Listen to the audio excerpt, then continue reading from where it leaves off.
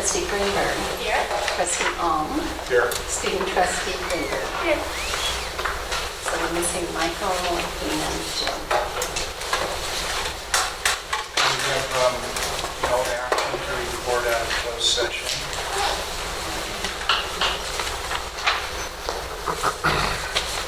So the agenda, is there anything, anyone, any concerns about the agenda? Do I have a motion? Move to approve the agenda. Yes. Second. All those in favor? Aye. Opposed? Consent agenda. Anything anybody wants to take off the consent agenda? I have a motion to approve the consent agenda. Move to approve the consent agenda. Second. All those in favor? Aye.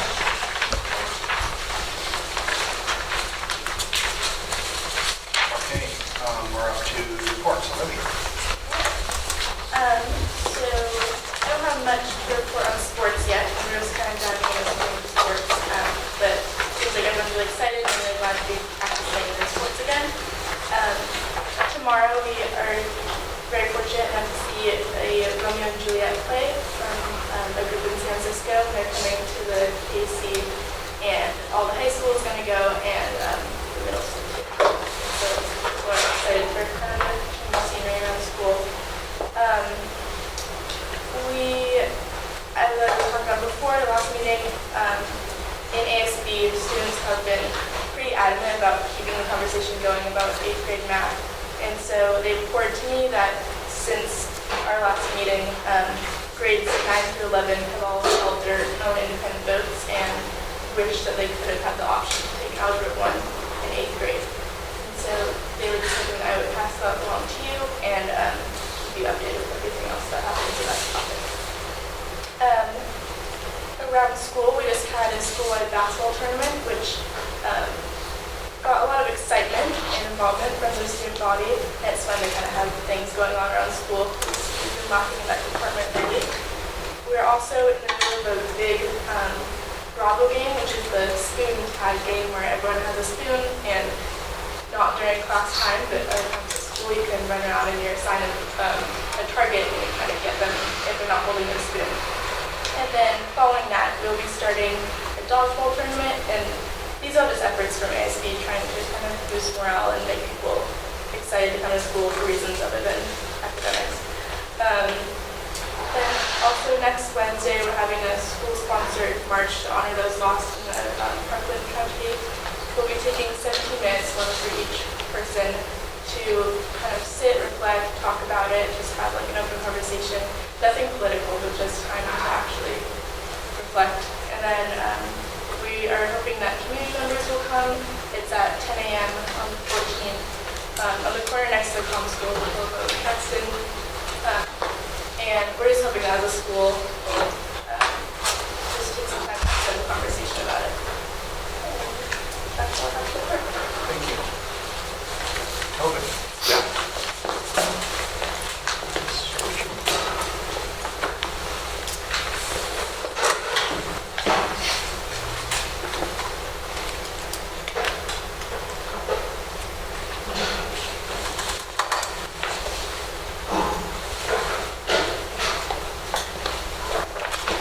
Sorry, I have no pictures and there's a few graphs, so I'm sorry Michael's I was not hoping here. for Marshall's video. Marshall's video? Yeah, you missed it last. Okay. Oh, you mean the website? Yeah. Yeah. Next We time. need to get the connectivity for that. What I want to do is give you an update on our work in creating our MTSS, or multi-tiered system of supports. This is based on work we did through a grant that we received this year. So I'll just give you a brief overview of it and try to also just relate it back to the district level and the board level and where there might be some collaboration there.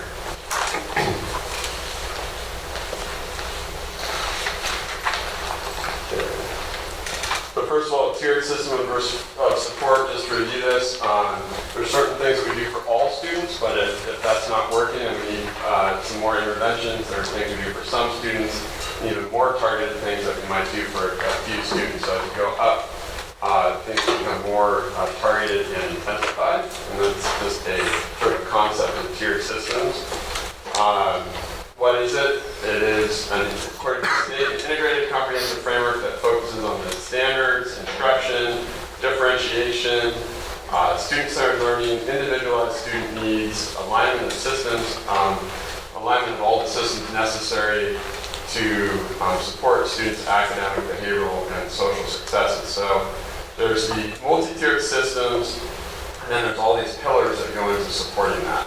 So if you look at, here's what it sort of looks like at our school. It's basically, as you can see, a bunch of overlapping, interrelated things, okay? Some of those are our Aspire program, which is targeted interventions, how we sort of assess and apply those.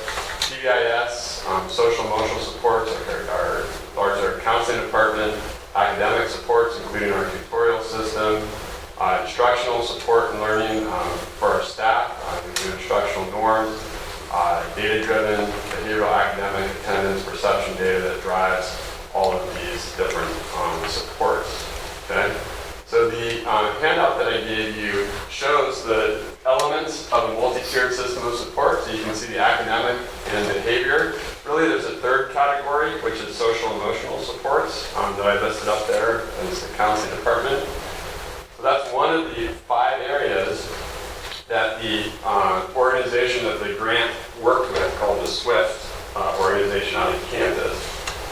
There are 5 areas in a multi-tiered system of support, and then these 4 areas underneath. And think of it kind of like the top, and these are pillars that support your multi-tiered system of support. So you have things like administrative leadership, integrated educational framework, family and community engagement, inclusive policy, structure, and practice. And that one is really where the board and the district come into play. It's that 4th pillar here on the right.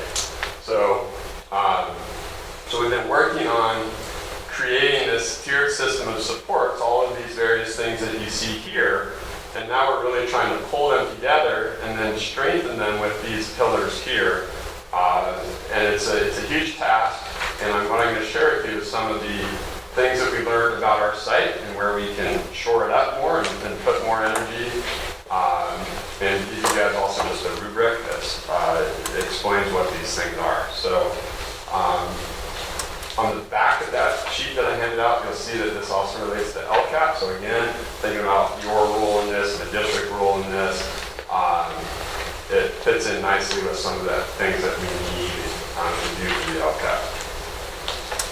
All right, so what we did is we conducted a survey where it was basically a team of teachers, and we went through a bunch of questions and answered a bunch of questions. The numbers that we got back is really, it's kind of meaningless in a broader context because we're self-assessing. So we could be grading ourselves harder than another school. It really doesn't matter. What's going to matter is when we do this again in May and we see, did we move our numbers up? So this is not this is not referenced against anyone. We wouldn't compare this against another school and say, oh, we're doing better than them. It'd be completely meaningless. So what we did is we went through those 5 areas right here and answered multiple questions about each one to see where were we, what are we doing, okay?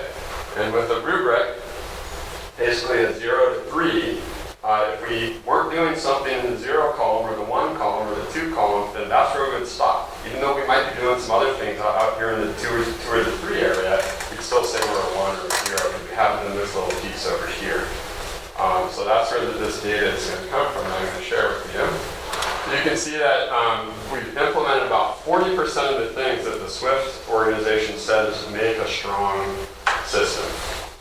Doesn't mean we're not doing like 70% or 80% even. It means that we've fully implemented each of those areas, about 40% of them. If you start to break that down and look at administrative, supports, framework, engagement, policy, these go back to the things on this diagram right here, okay? You can see some areas where we're stronger and Weakers is by domain. And if we break that down farther, I'll give you a copy of this.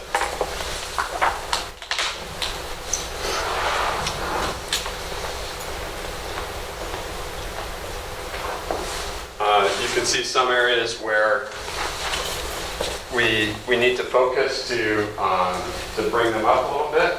Some of these things, for example, here with school culture, there's certain questions that, for example, ask about cultural responsive practices. So it's just not something we have implemented, so we couldn't say that we were doing that. It doesn't mean that we haven't done other things in that area. So again, this isn't saying that, oh, we have 0% with school culture. We do a lot in that area. But according to this framework, that's an area where we should explore a little bit and look at what we're doing there. So based on all this feedback, and what I'll give you guys is the more detailed version, okay, including the rubric. And I think, if anything, the reason why it's interesting to go through this rubric is to see all the different things that go into making a strong system. It's sort of a blueprint for a school to have a strong multi-tiered system of supports. And this breaks it all the way down to what that actually looks like. From 0, laying the foundation, 1, installing, 2, implementing, 3, sustaining. And this is what we did. Each of these is a question, and we went through and rated ourselves 0 to 3. So again, it's interesting, I think, to look over from the systems standpoint.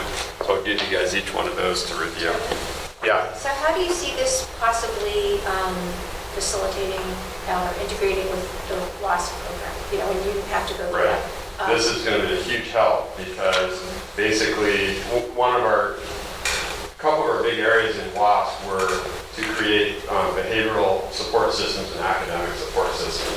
So basically, if you look back at that diagram of the MTSS at the top, that was a huge part of our last WASP. And we're coming up on our mid-cycle next year. So the fact that we've done all this work and are much more data-driven and have things like this that we can put in there to say, hey, here's what we need to focus on, is basically doing all that work for us. So we're really in the spirit of it being a cycle of self-reflection and improvement, we're doing that. So So it's it's not, basically a living active document that then just comes Right. together at the time that you're putting together. yeah, the WASP. Yeah, so WASP is the accreditation cycle, but it's also a process called Focus on Learning. And what they really want you to do is to never stop doing it. And so all of these efforts are in line with the spirit of that, where we are taking these goals that we've had and continuing to work on them. So it'll be nice to have all this, you know, be able to show this work on one level and to be able to say, hey, look how we move things on a more practical and meaningful level. So, And do you see MTSS satisfying the LCAP, which is actually now becoming even more integrated in the funding formula? Right. So- Yeah, absolutely. This, the MTSS, and just to have the visual here, the multi-tiered system of support is that sort of top, that's sort of, when we got the grant, that was what it was geared towards, creating those academic supports and behavioral supports and social emotional supports. So you have things like PBIS, you know, intervention systems. These things down here help to make that happen. And a lot of these pillars on the bottom here are things you also see in the LCAP. So that is the connection there with the engagement and pupil outcomes and conditions of learning. A lot of that ties in nicely. So one of the goals that I have is to create more connections with you know, the site level, the district level in terms of these things with the LCAP and, you know, WASC and all those things, which they can either be a bunch of separate things we have to do, or they can all be. I guess that's what I'm getting at. In a way, Yeah. like all of these things are going toward a common goal that we need to satisfy anyway. Absolutely. That's great. And I think you'll see that that is one of the next steps here. So what did we did this, and the things that we kind of gleaned from this, and things that we, you know, I feel like we can focus on and work on, which basically is moving those bars up. Okay, again, like I said, we've done a lot of work here in this area. It's just, we were grading ourselves hard, so we can see improvement. So things that I would like to see for next steps based on this framework are to utilize, and this first one is the inclusive policy, structure, and practice, which is really where the district level things are happening. Utilizing district-based teams, so maybe we're all working on the same thing and pooling those resources. Communicating outcomes to the district, so you can say this is sort of an effort to do that. And then this, I think, is what you're talking about here, linking multiple initiatives. So seeing the connections between the LCAP and our efforts with the SUMS grants, MTSS work, is all part of it. I think there are changes now to the LCFF, right? There are more requirements that, I don't know if it's going to be. For the LCAP? Yeah, we're just starting to get into that process. Yeah, so hopefully this will help support that, and we want to make sure that the initiatives are, that what we're doing is part of that, as well, is represented in there. Under the integrated educational framework, one of the big things in there is equal access to education, just looking at better, we do a really good job of it already, but better integrating students with IEPs into general education courses. They're big on this concept of co-teaching. So, for example, having a resource teacher working in the classroom with a general education teacher. This is one that is just it's not a high priority for us, but it's something we can definitely do, is to look at culturally responsive practices. And so that's something that's been indicated as an indicator of strong programs. So that's something that we're researching and we'll take inventory of our staff. Under the MTSS heading, there's something called Universal Design for Learning, which we're finding, again, it's something that the grant trainings really push. It's basically a brain-based way of setting up lesson design. But it ties in very nicely with our current efforts looking at standards-based grading and basically making systems that support learning. Right now, grading systems don't necessarily support learning. So we're going to be looking into those two things. We're going to look at using universal screenings for behavior. It's pretty obvious in extrinsic behavior. We can figure out those students pretty quickly, but there's a lot of internalizing, internal behaviors, anxiety, things like that, that using universal screenings we can learn about students that might be at risk. We'll also explore literacy screenings and benchmarks. We feel like with the math, we have a pretty good system for getting students in the right place. We'd like to explore if we need that or not for literacy. And the big thing that's come up in terms of administrative leadership is providing access to instructional coaching. So we have good support for first and second year teachers, but beyond that, creating systems to support teachers. So all of those things came out of the work that we've done, the survey, and the trainings that we've been going through this year. So we have a lot of it in place, and I think just at least exploring these things will make us stronger. So I think it's been worthwhile. Any questions? Yeah. So Jason has a 5-year plan, and we keep updating it. He presents it at the end of the year, once or twice a year. I was wondering if perhaps there could be at least some connection, promoting what his goals are in the 5-year plan, right, because this seems to dovetail well with the goals that are being set. I don't know if you have a copy or something you're working on together. Right.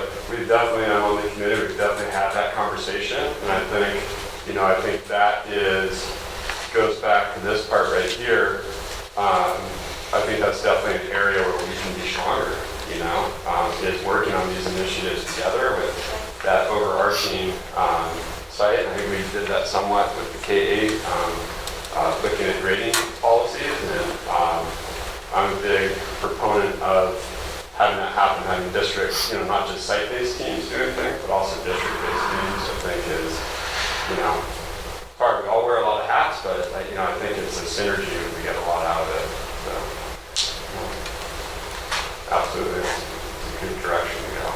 When you do this assessment, is Yeah. that the whole staff getting together to do it? Is See, it we had parents? probably, not the whole staff, because it's a consensus thing. So actually a really nice process. We had a couple people from MCOE come over, and I think we must have had maybe 8 or 9 staff members.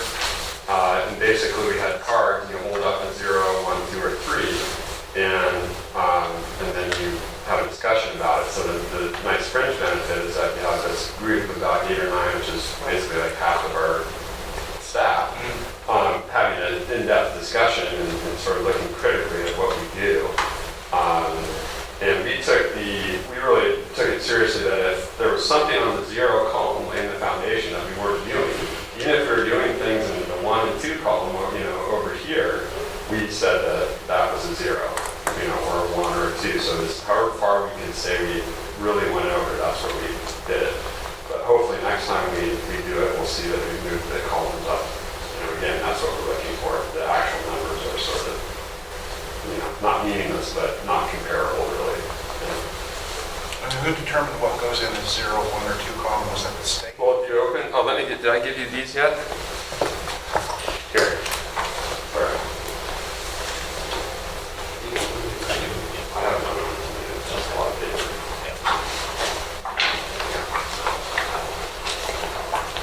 So if you open that up, I also have more broken down here. Go ahead and just open it up to one of the questions. So, for example, 3.1. Our school has a school-wide system to promote academic success for all students and respond with additional supports for students who do not demonstrate success. So we would start going through that, and if there was, you can see all these bullet points here, if there was something that we didn't address, then we stopped, and that's where we were. Even though we might do some things farther along as well. So there's another breakthrough there. But I think this framework there's nothing that says we have to do it all either. It is a best practices, a compilation of best practices. There's nothing saying that if you don't do this, you're somehow failing. It's saying these are things to work toward. So that's why I thought it might be interesting for you guys to have just to look at that and see, wow, there's a lot in here. Each one of these questions could be a whole year's worth of work practically. So, it's just nice to have a rubric like that you can follow. Does that make a little more sense? Does that answer your question? Yeah. Then how, the rubrics, you can argue the rubric too. So we did that. We sat there and said, well, geez, really, let's start expecting that. But that's part of it. That's part of the critical reflection.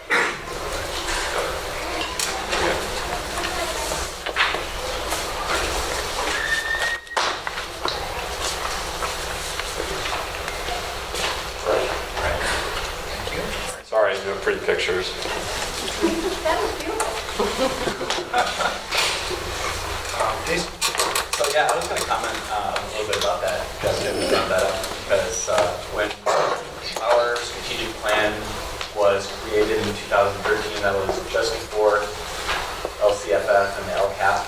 So we created that plan, then the LCAP came along. Then midway through there, the WAC reaccreditation happened. So none of these things really lined up with each other. But we are moving now forward where all of these things are linked. The K-8 multi-year plan, the plans for both sites, the LCAP, and our new strategic plan will all be kind of intertwined. So I think that's really important that we do that. We did have our third, professional development day of the year. We had a half day yesterday, and high school, or actually the whole entire district, continue to work on grading, assessing, and reporting, standards-based grading. Just having some good discussions at the site level this time. We didn't meet as a full staff. Let's see, strategic planning process. We're moving along. I feel like very slowly, but we're moving along. We next meet on March 19th, where we look at our draft of our plan. We looked at the results of all 4 surveys at our last meeting. Spent a lot of time talking about what should be included in the plan, what should be the overarching goals and then sub-goals. So it'll look very similar to our last plan in look, but everything will be different. LCAT meetings, starting to schedule those. I am required to have an LCAT meeting with the 2 site councils as well as the 2 staff, the high school and the K-8 staff, and also a community parent comment section meeting. So I've scheduled 4 of those 5 meetings, and I start on that next week. And also, for 2 years now, we've been using a cafeteria management program called Mealtime, where students come in and they punch a 4-digit number into a keypad and it pulls up their account, and parents can pay for their meals online and manage. They can log in and see what their kids are eating and how often they're eating and how often they get snack. And this has really helped us for our data keeping and accounting. But we haven't been happy with the Mealtime program. There's been a lot of glitches over the past 2 years, and their support they offer, their customer support is pretty bad in our opinion. So we're switching over in about 1 month. On April 16th, we're going to be switching to a program called Titan. And it's a little daunting to Diane and Michelle in the district office, and Tiffany and James and me, but we just had our second training in that program, and we are excited because it fully integrates with Aries, our student information system, so we'll be able to talk to each other. That was one of the main problems, is that the 2 programs didn't talk that well with each other, and a lot got mixed up. But teachers will be glad to know that students will not have to memorize new PIN numbers. They'll be the same PIN numbers. So that's coming. And Kim didn't get to do a report, but we had a Read Across America Day. Dr. Seuss celebrated his birthday on last Friday. I was able to read the cat. Green Egg and Ham for the entire school. It's fun. So thank you for inviting me to do that. We need a video of that. I have it for you, Mark. So nervous before I did that. Hey, you have the Sam I am? Yeah. Yeah.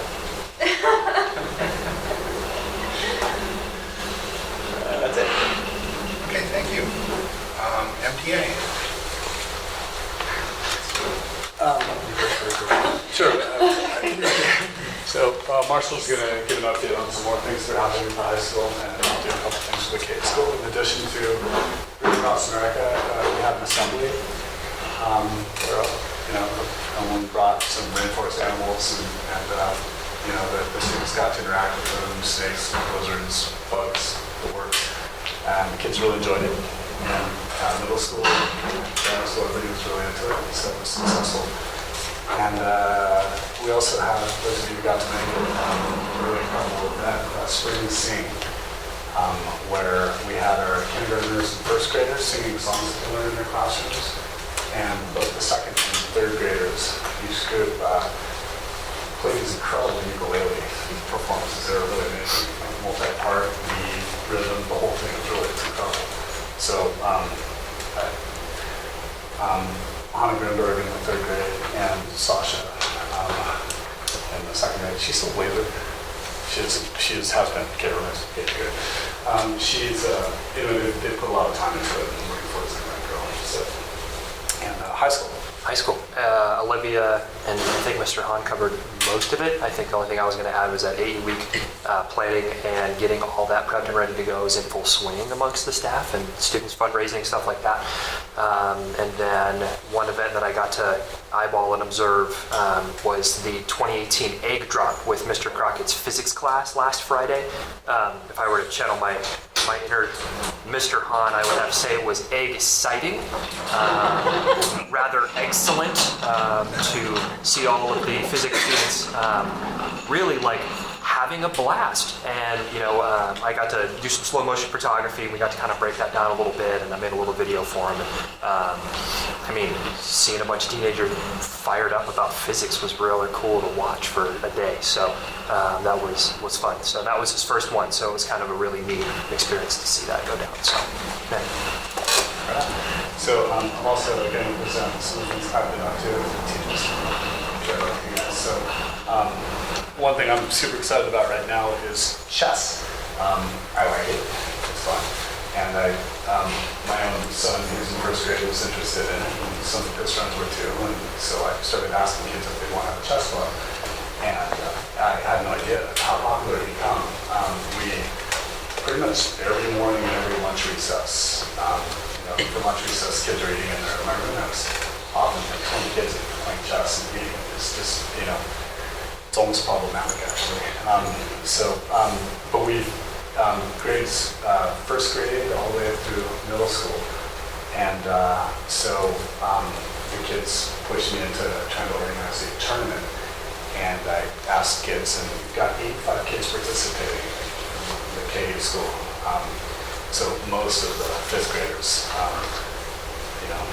all types of students want to give it a go. There's been some kids who've been regularly going to coaching and really learning a lot of the complicated openings and playing them out. Some kids are really, really getting into it. It's pretty cool. Some of the grammar school kids, especially middle school, starting to get on board now. And maybe if this continues to go over the years, we might end up with a strong dropping line for chess. It would be very, very satisfying. So I think it's cool. I think it's cool that the kids are thinking that it's cool to be thinking, So it's nice to see. We've just had our first day of tournaments today. We had 16 first graders doing their first round of play today. And we had some third through fifth grade chess club regulars in there refereeing it. And it was crazy. It was really cool. And we'll just kind of keep going through the rounds for the next few weeks until we end up with grade level first, second, third place. And then we'll kind of ladder up from that. First grade champion will play second grade, and they'll keep working their way up until we have our grammar school champion and a middle school champion, and then they'll play off against each other for the trophy to have our school champion. And then whoever that person is gets to beat me. So it should be fun.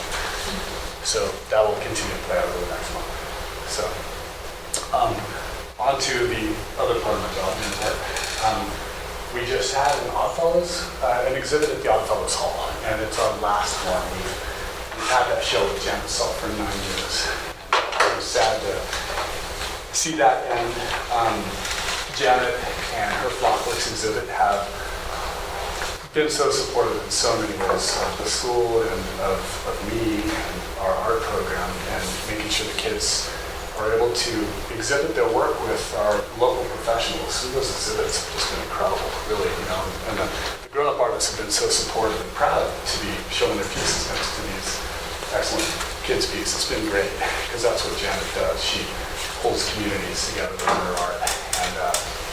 And I also want to acknowledge Dan Phillips for having made that space available for Flockworks to turn that into such an incredible community showroom all these years. It's really important, to our kids too. They look forward to seeing that show. So we're moving on. The Frankie's art show that we do in April and May going forward is going to be a grammar school and middle school combined show.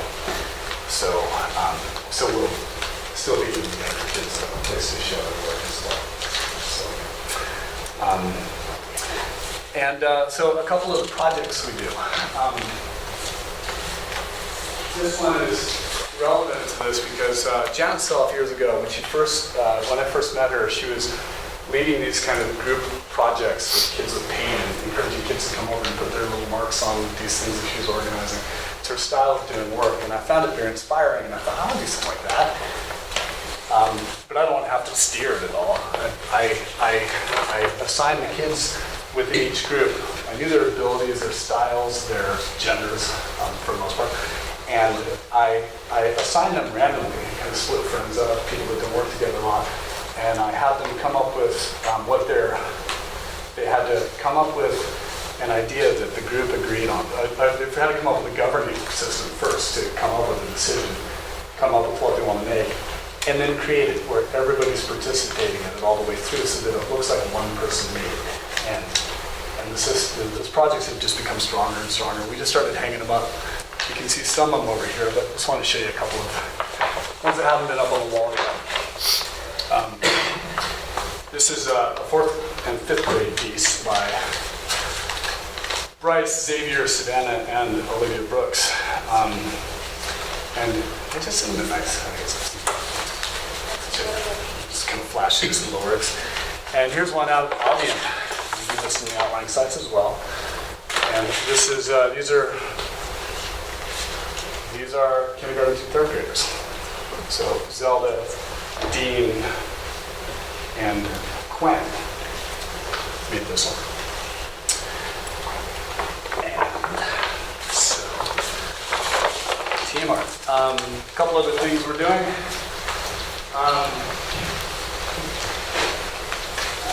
I haven't had these still. These are left over from last year. The kids, we did our annual middle school field trip to San Francisco right towards the end of the year, so not everybody finished it. And I've been able to hang on to a few of them, because they finished them during the school year this year. But we went every year with middle school. We take all the middle school artists to somewhere in San Francisco to see some major exhibit or participate in something, and then they get all fired up from that, and then we stop somewhere with a view, and they paint on plein air what they see. And we went to the Museum of Modern Art, which was recently refurbished. It's fantastic. And out in front of the Yerba Buena Center, we have these different versions of of that old church there being encroached upon in various ways by skyscrapers all around it. And I love how free and different each one of these turned out to be. This is Maddie Salas. This is Sasha Mills, and this is your son. So,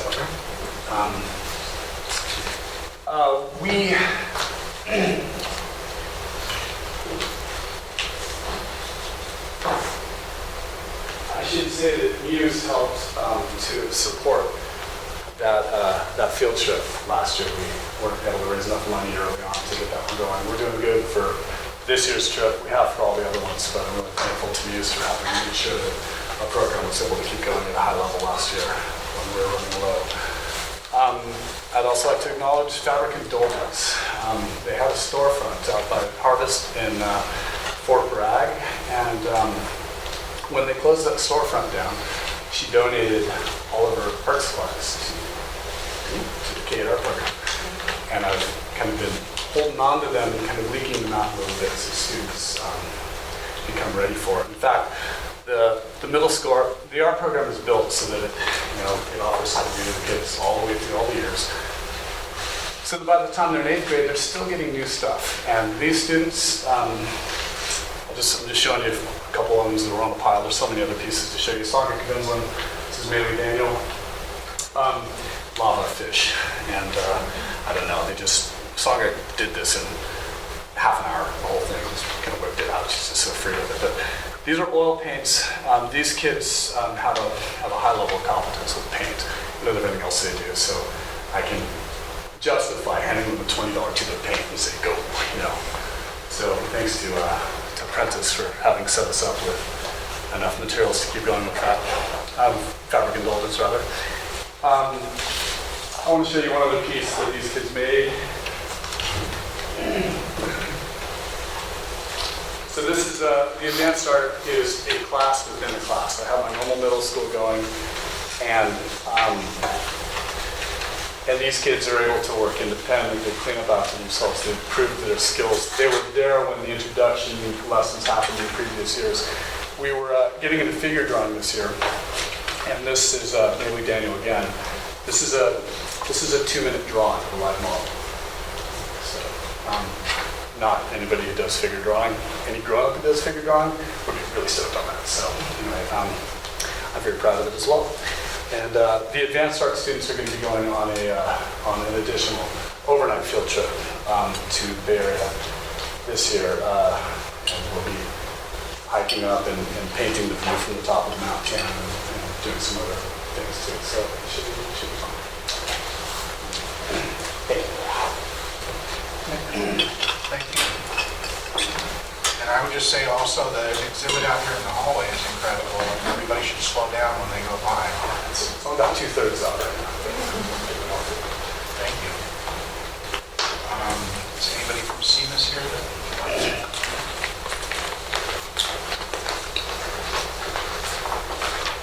Okay, trustee reports? I don't have anything.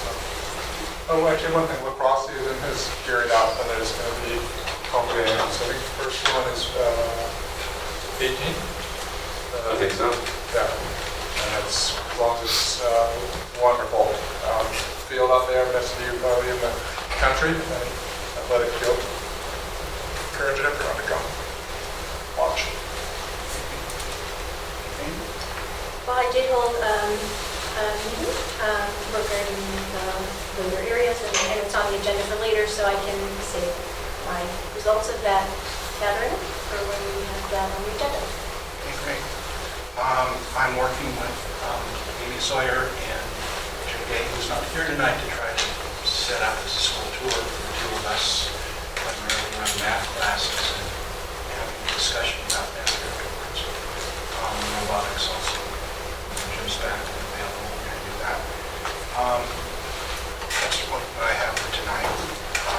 Let's see. So it's not 6 o'clock yet, so we'll put off the time item for a while and move on to 8.1, second interim budget report.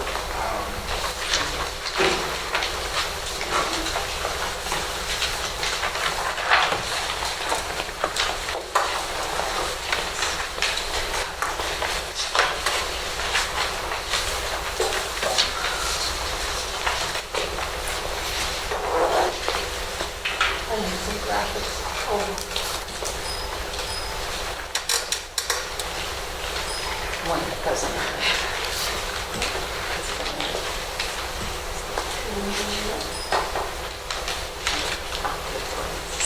Oh, okay. Okay, so on this slide, we've got our revenues for second interim as compared to first interim, and there's actually some good news. The timber tax receipts this year are really, really high, and we got to add lots of revenue to the budget. There were some, we had to reduce the planned reimbursements for special aid, special education aids by $25,000, which was very disappointing after meeting with the folks from the SELPA. And then everything else that's been added to the budget for second interim is local. Gifts and grants, including a $10,000 grant for the high schools for career pathways, which is one of those things where we've got to use it. We will. So it's spending already. And then buying some nice stuff for us. Expenses, happy to say not a whole lot added. Since the first interim, salaries and benefits, as you can see, very quiet. I guess by first interim, most positions were filled. There's some added expense for books and supplies and services, but it's good stuff because it's where local donations have been received, and then those are the expenditures of those donated monies. The only sad news was that there was one of the buses developed a cracked axle or something horrible sounding like that, and so we had to add $20,000 in expense to the budget because we can't have a bus like that. So absolutely no change whatsoever in transfers. These are for programs that are outside of the general fund, the preschool, the food program, and STEM. Underneath the numbers for the preschool, it looks like the tuition is, private pay tuition is going to be less than what I had budgeted, but luckily there was someone very generous who donated some funds, so that sort of made up for that. So we're not showing any change in what's going to need to be transferred from the general fund to support that program or any of the others. So the bottom line is that at the end of the day, for the second interim, the unassigned funds available in the general fund are about $50,000 higher than they were at first summer, mostly because of that windfall we had from the timber tax. Looking at the multi-year projection, they're trying to show some things that are different as we go out over time. The biggest amount of revenue there is, the LCFF sources, and we're assuming a 1.5% growth in secured roll taxes, which is on the conservative side, and that the timber tax would be at 120, which is quite a bit lower than this year, but a little higher than the average of the last 5 years, so not very conservative. For next year, the governor has said that there's going to be one-time money of $136,290 roughly. That's based on his January budget, which is a nice big increase from this year. It's, this is money that's doled out 1 year at a time, so then there's a zero for the following year because we have no information about that. And this is an item where there's a pretty good possibility it could wind up being trimmed back by the governor's May revise, and then there can also be some changes at the last minute in the summer as he signs the budget. The CTE, the Career Technical Education Incentive Grant, as planned, we had requested less money for next year because next year there's a 2-for-$1 match requirement.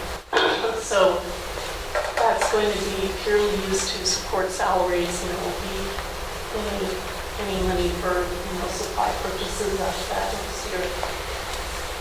Some other sort of restricted monies that came in this year that the programs are ending would be Proposition 39 Energy Efficiency Program, the SUMS and career pathways money at the high school. Special education, you can see that that's going down from this year to next. We've been told that it's going to be cut about 8%, which is very unfortunate because costs never go down. But that's the word from the SELPA for now. And then you can see all other revenue is pretty steady. The only reason it's a little lower next year is because we've taken out donations. So basically it's pretty even.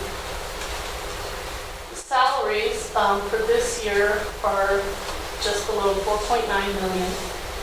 And there's, as we budget for next year, there's step and column increases.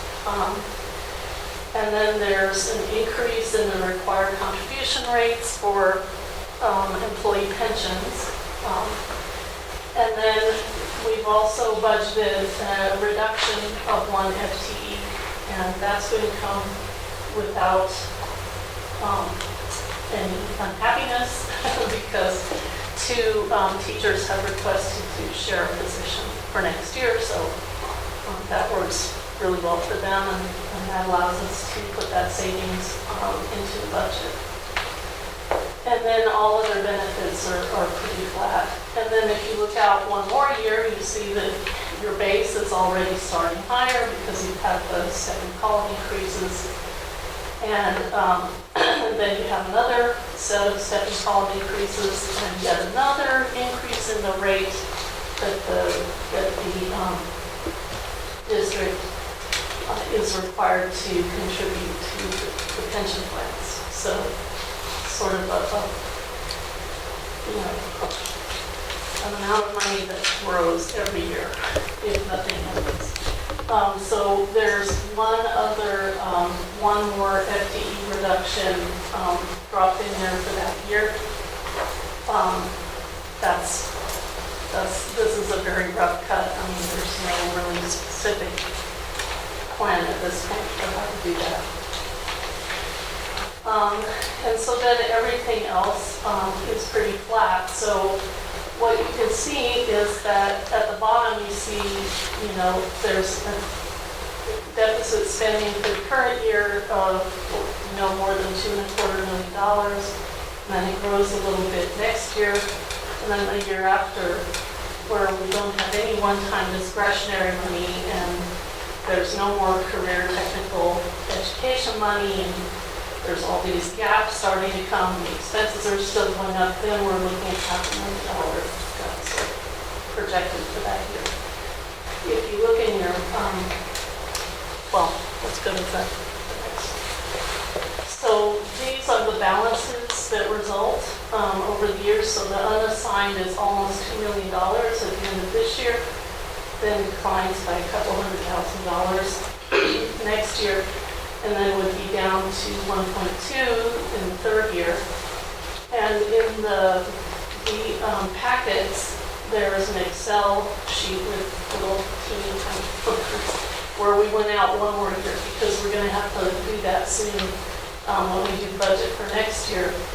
And you can see that it's, again, the deficit spending is $500,000. So at that point, the projected balance goes down to about $700,000.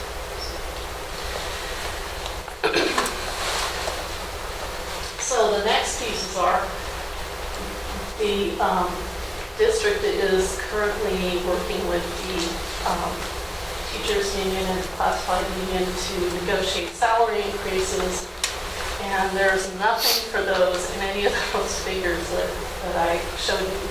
So that's going to be the next thing, is for that to be finalized and then drop in those numbers.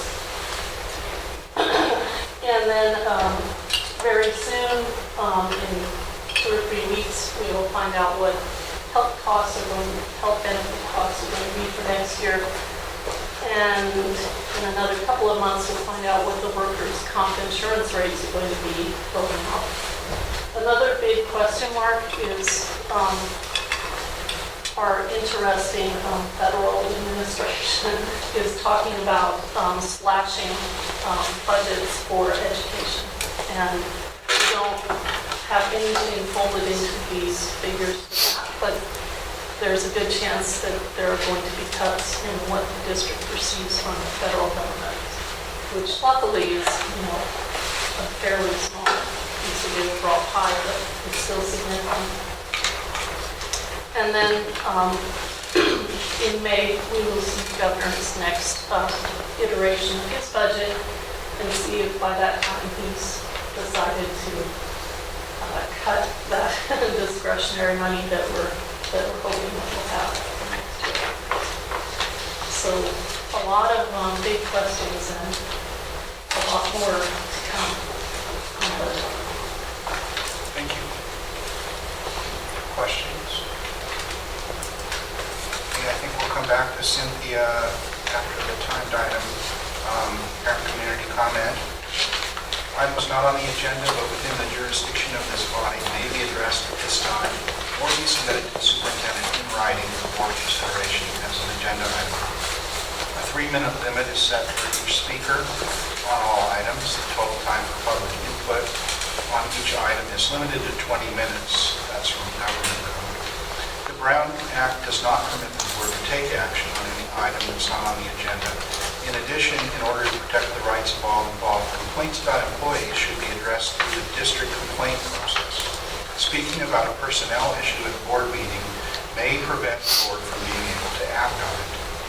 Please see an administrator to initiate the complaint process. The board may briefly respond to public comments by asking questions to clarify the speaker's comments and refer the speaker to the superintendent for further clarification. We thank you very much for your comments and your participation at this meeting. So is there anyone who would like like to speak? Yes? Can I speak from here? Sure. Well, wherever the cameras can get you. Marshall, where should people speak? X marks the spot right there. Sorry, I'm a little nervous. Right notes. Hi, hello, my name is Jess Anderson. I have 2 children from the Mendocino School District. My son Antonino is in 6th grade, and my other son Kingston is a transitional kindergartner. He turned 5 in September.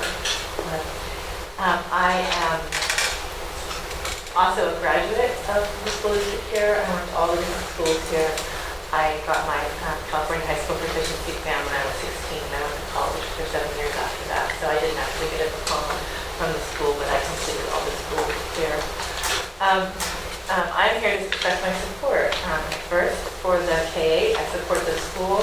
I had a brief opportunity to serve on the board, and I really got to see how much work it was, and I really appreciate that. And it was unfortunate when I was put on bed rest for my son and I had to leave the board, but I really appreciate your service. And all the teachers and administrators as well. I'm also here to express my concerns, which are actually growing daily to the point where this is a really big day for me. I work 2 jobs and I had a lot to do, but I made it here because it's really important to me. And my concerns are about the kindergarten, the transitional kindergarten classroom. I've already spoken with the principal. I've spoken with the office staff multiple times, and I've spoken with the superintendent at least once about this topic. My first concern is that there have been in excess of 27 kids in the classroom, 27 5- and 6-year-olds. I say in excess because there's actually kids that have been pulled out of the classroom, and partly I've heard because of concerns about the number of kids in the classroom and other reasons. But there's still, I believe, still 27 of them, and that's a lot of kids. In addition, another concern I have is I've been told that there is a zero tolerance policy or any form of cautioning, and it's gotten to the point where my son had a single glove taken off of his hand. He had this one glove, he cut the fingers off. He's 5 years old, he worked at school, they took it off his hand. Another boy came in with his favorite necklace that represented something from his family, and that was taken from him. And the reasons that these things are being taken is our kids are being told that they're a distraction. But if my son wanted to be here, but I felt it wasn't necessarily appropriate, but he wanted to express that he doesn't feel that having a single glove on distracts him in any way. And I feel like it's just trying to build out a conformity that rule is enforcing upon our little kids, if I question. But to be honest, my biggest concern, and the one that I've addressed these other concerns, but the biggest concern that I've also addressed as well with the principal and the superintendent is what I've been told is not a policy, and I've been told that adamantly, this is not a policy, that is a classroom management system. And the classroom management system is something I am told that the teacher, who I just wonderfully adore, the teacher, and I'm not in any way here to speak ill of her, she's 27 kindergartners, so I mean, that's a lot. So she came up with this idea that has never been, from my understanding, I've asked, tested or used here at this school, and I asked for any examples of places that this might have been tested or used so that I could get information on them, and I was not provided with any examples at all. And if there are some, I asked more than once, and I was not given any.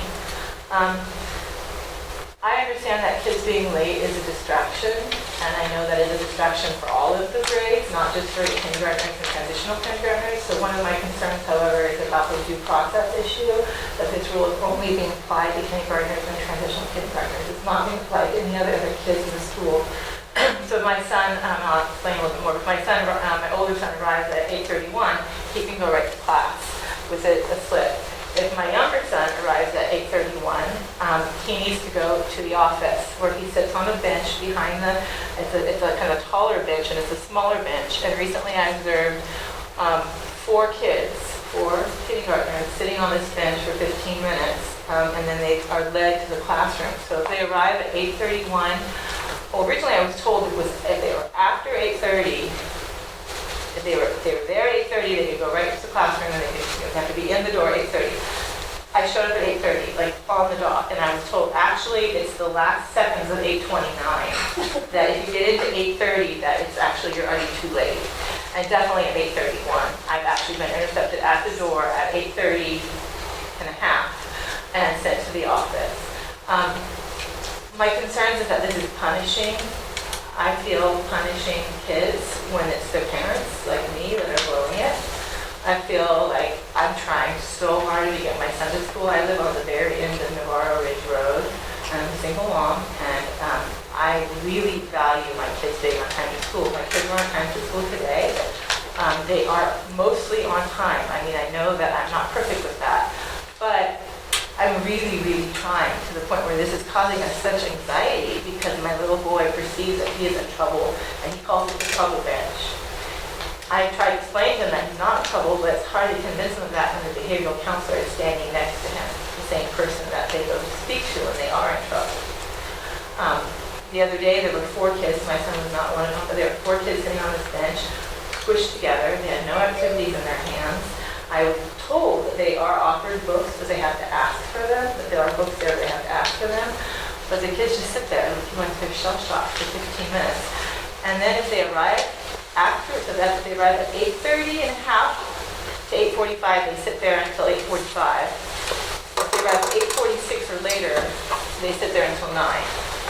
So no matter what time, if you arrive after 8:30 and a half, you're going to be waiting for about 15 minutes. And if you've got 4 kids sitting on that bench, that's an hour, essentially, of educational time that they spend on that bench, not getting any education, while they essentially were checked into the school. And, I don't think they were funded by ADA, but the clock is ticking. They're there at the school, but they're not getting any education. And I think I just want to say that my real concern is that it's not necessary to go to this point of rigidity with the youngest. This is their first experience here. Like, can we be gentle with them? Can we be welcoming? The superintendent said, well, what do you propose? Not to use that word, but like, what do you propose as an alternative? And my alternative is that they be greeted to what my kindergartner older son was greeted to, which was an open choice time. They would come in, there would be activities set up on the table, they could choose their activity, kids were allowed time to settle in. I feel like what you focus on grows, and the more attention and energy that's put onto this, the more of a problem it's perceived. So, thank you for your time. Thank you. Is there anyone else who'd like to speak? Yes, sir.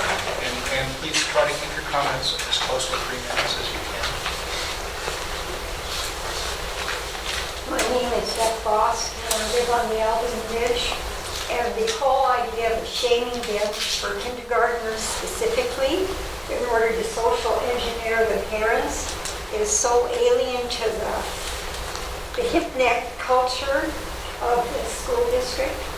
I just can't believe that we adopted what is a policy, and it's a mistaken policy. I want to add to the context, this is also, and not also, but essentially an affordable housing issue, an affordable housing situation. The conduct, it allows for disrespecting low-income members of our community. A lot of them single mothers who want to raise their children in the school district because of all the advantages that they don't have to pay for just to live here, the environment that enriches their children's life. But truthfully, you cannot afford to live close to the schools if you're a low-wage earner in the school district. The only affordable rents are in the outliers. And the young woman who just spoke to you lives all the way up Navarro Ridge Road. It takes her more than 30 minutes to get here in the morning. There's often road work. There may soon be bridge work.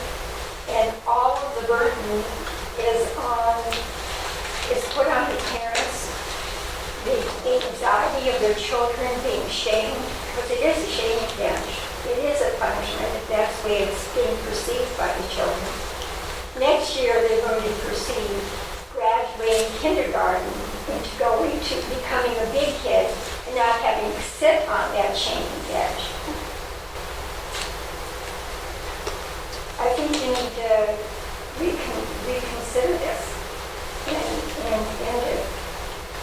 thing that Jess alluded to is the zero tolerance of so-called costuming. What's going to happen when you have a gender fluid kid enter kindergarten who registers as, say, a male and shows up in a skirt? You're going to kick him, or him, out of the classroom also? I mean, to what extent do you have a written policy when it comes to attire? To what extent does it, do the clothes have to be new? Do they have to be not tattered? What kind of conforming are you forcing these children into? You're being disrespectful to hard-working women who are the solid spine of their households in pursuing this policy, and we need to stop it. Thank you. Is there anyone else? Yes.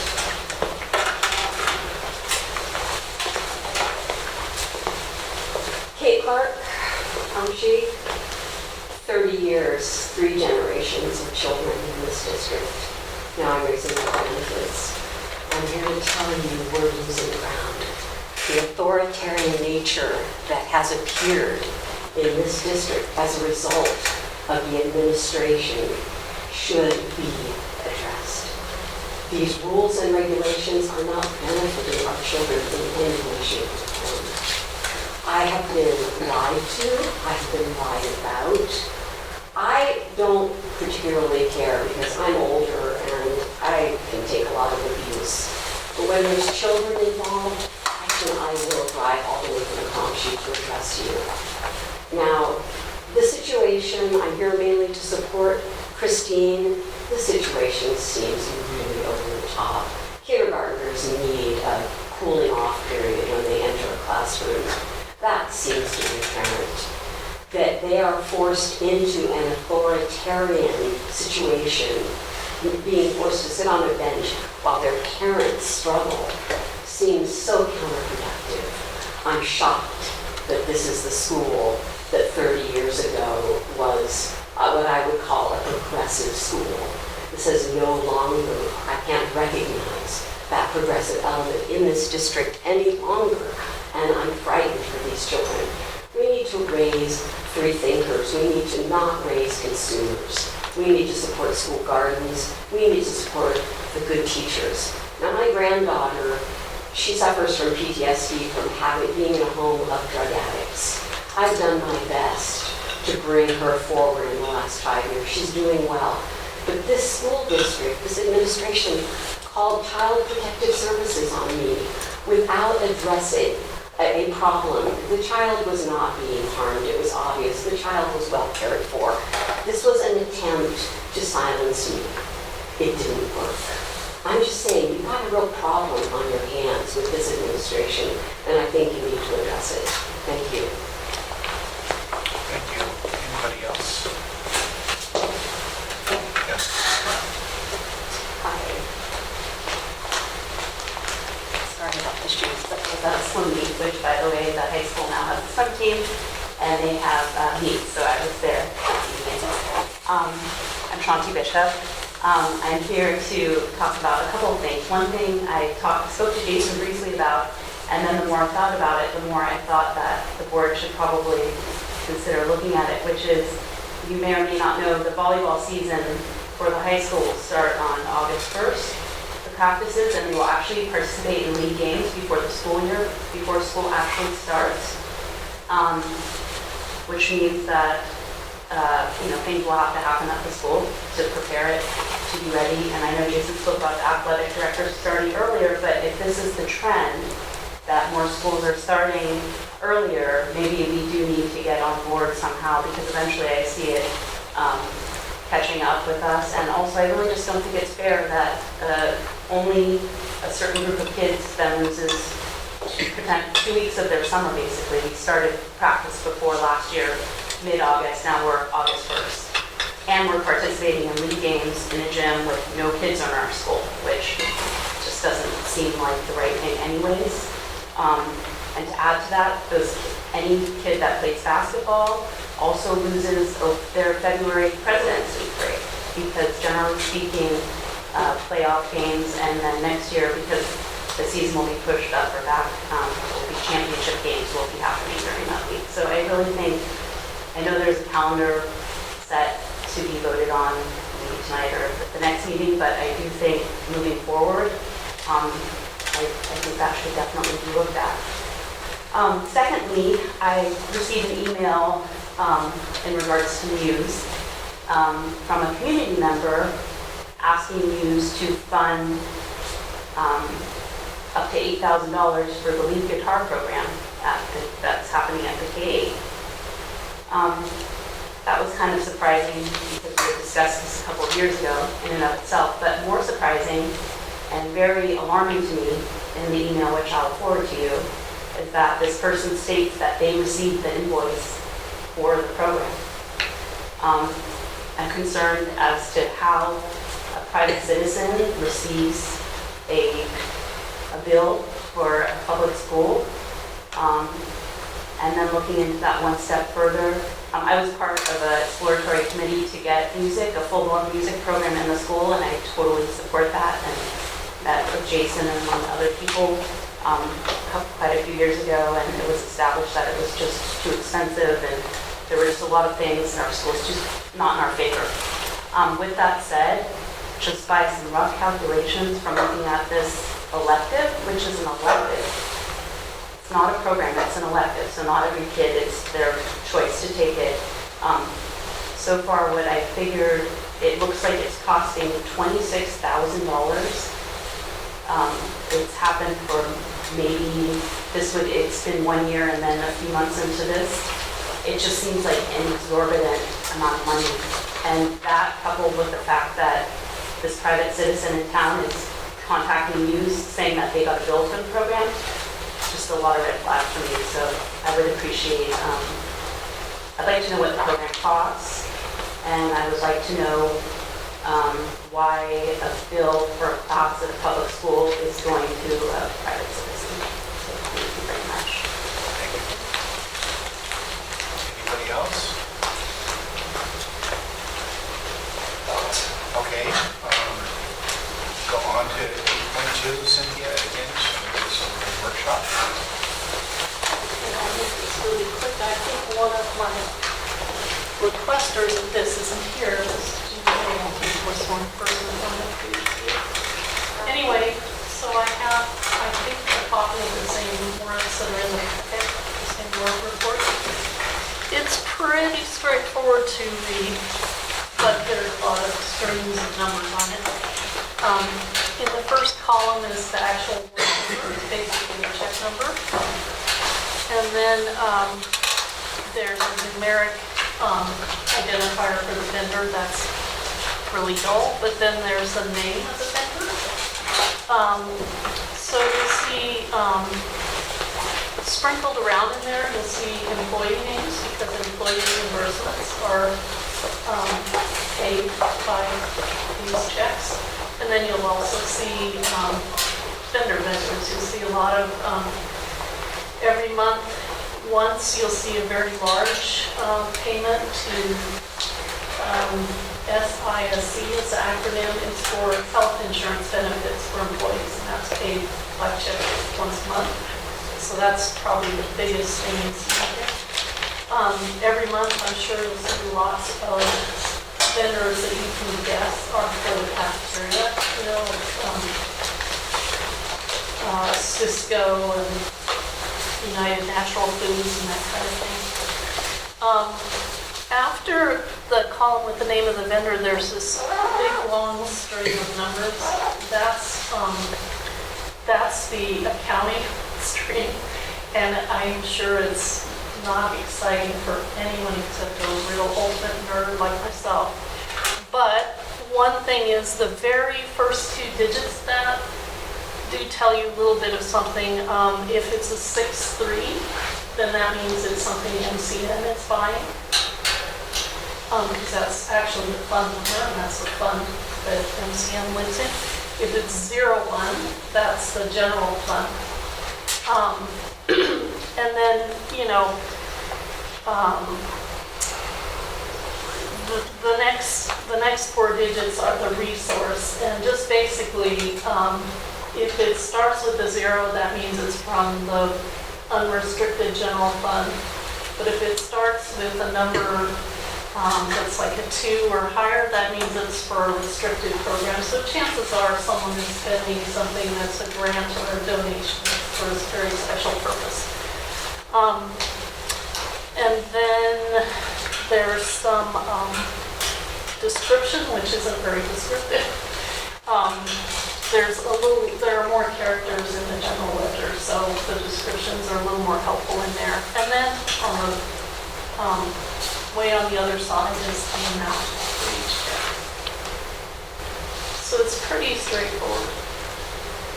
And then the only other thing you could sort of discern from this is here under the reference column, you see some say PO and some say PV. If it's a PO, that means purchase order. That means someone had the foresight to get a purchase order in advance for what they were buying. And if it's a PV, chances are they just brought us the bill. And that's sort of how you read this. The external auditors do take these and pull samples and pull out the items being paid. You know, this is audited. Are any numbers flagged? You know, as you see a number looking maybe different than you would expect? Or well, is that something that the auditors would flag or someone else would flag? Well, we see the raw bills before they get to this point, and usually, you know, I see each one because I do the account coding. So if there are any issues, like, you know, what we look for is that it is signed off on by an authorized person, and that we're familiar with the vendor, and that it's an original invoice and all that kind of thing. So we look at that ahead of time, but they also look at it in their audit. And what's the current assessment of the software that you use to manage this with? Is it working well, or are there a lot of glitches? Well, it's pretty straightforward. One thing I don't like about the current one is that when you get to the end of the year, if someone had a purchase order that was open and they didn't get all their items in, we haven't paid all the bills, it won't roll over. So then you have to open a new one. That's kind of a minor thing, but it's annoying. But we are converting to a different software that hopefully will work better on that piece, and that'll be live July 1st. Is that software mandated by the state, or do districts choose? It's a choice of the district. Well, actually, it has to be a choice at the county level, because all of these checks are actually printed at the Mendocino County Office of Education office in Ukiah. So they're hosting the system and they're creating the actual check. They audit our accounts payable batches. So I look at it, they look at it, and then the auditor looks at it. And when you need technical support, is it efficient and quick, or? No. No. However, it kind of has been plugging along for a while, so there's not too many glitches with accounts payable. Okay, any other questions? I've got a little cheat sheet for the different codes, I guess. I think that would be helpful to show. You want to get nerdy? Just the different categories that you mentioned. I mean, how many are there? Okay. How many different categories in that, in the P, which you call it? So you said reference and, The PV and PO, no, not that one. The one that you said, well, the the one you long mentioned string was, of numbers, the account codes. you said you knew it was MCN. Which one was that? How do you know it was MCN? Well, the one I'm looking at starts with a 6-3, which is a fund, and if you actually look at that incredibly thick set of reports for the budget, you'll see it goes fund by fund by fund, and that's the fund that they're in. Although How many different funds do we have? Maybe Approximately, I don't know like how you do 10, exactly. maybe 10 or something like Right, that. just something like just outlets there, so I can see, okay, that's the fund. Most activity is going to be in Fund 1, Fund 12 is preschool, 13 is the cafeteria, and 63 is MC. That's where you'll see activity. And then once in a while, Fund 14 for deferred maintenance. But then Fund 17, for example, has excess reserves in it. And if you ever see something on here with that fund on it, please call. I'll stop by. I didn't look over these most recently. There are a couple times I looked over and I was something like, oh, where is that going? Yeah, there's Look at the amount, and they jump up over 500 or 1,000. Like, what is that? Yeah, it's, Sometimes can't tell. the Sometimes I can. structure is, it's the first two are the fund, then the resource, so the source of the fund, the project year, which we don't do big multi-use grants, so it's always blank. Then the actual account that describes the type of expenditure, cores of materials, buys or services kind of thing. Then the school code, and then there's some more digits that will describe sort of the function.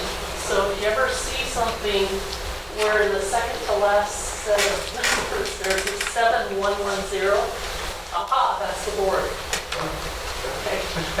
So there's a whole accounting manual, but you have to really Be careful, I guess. Yeah, I'm not sure you really want that. So, I was wondering if you could go back to 8.1 because it was an action item and we needed to vote. Oh, thank you.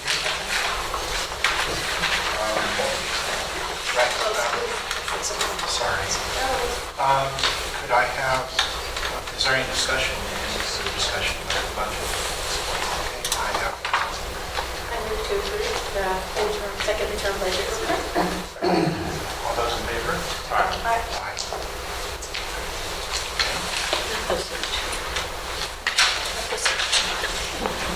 Thank you, Cynthia.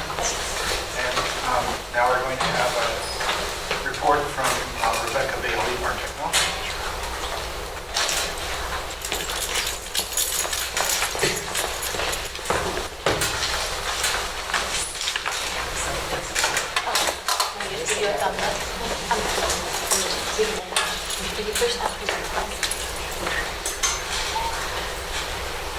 Hi.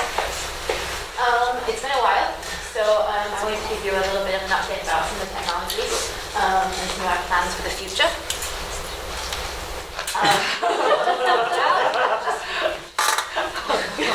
I will go through that now, so we can get straight into it. Click again. One of the exciting things that's happening in the very near future is that the California Department of Education is actually working on some computer science standards. Right now, there's a K-12 computer science framework, which a few different...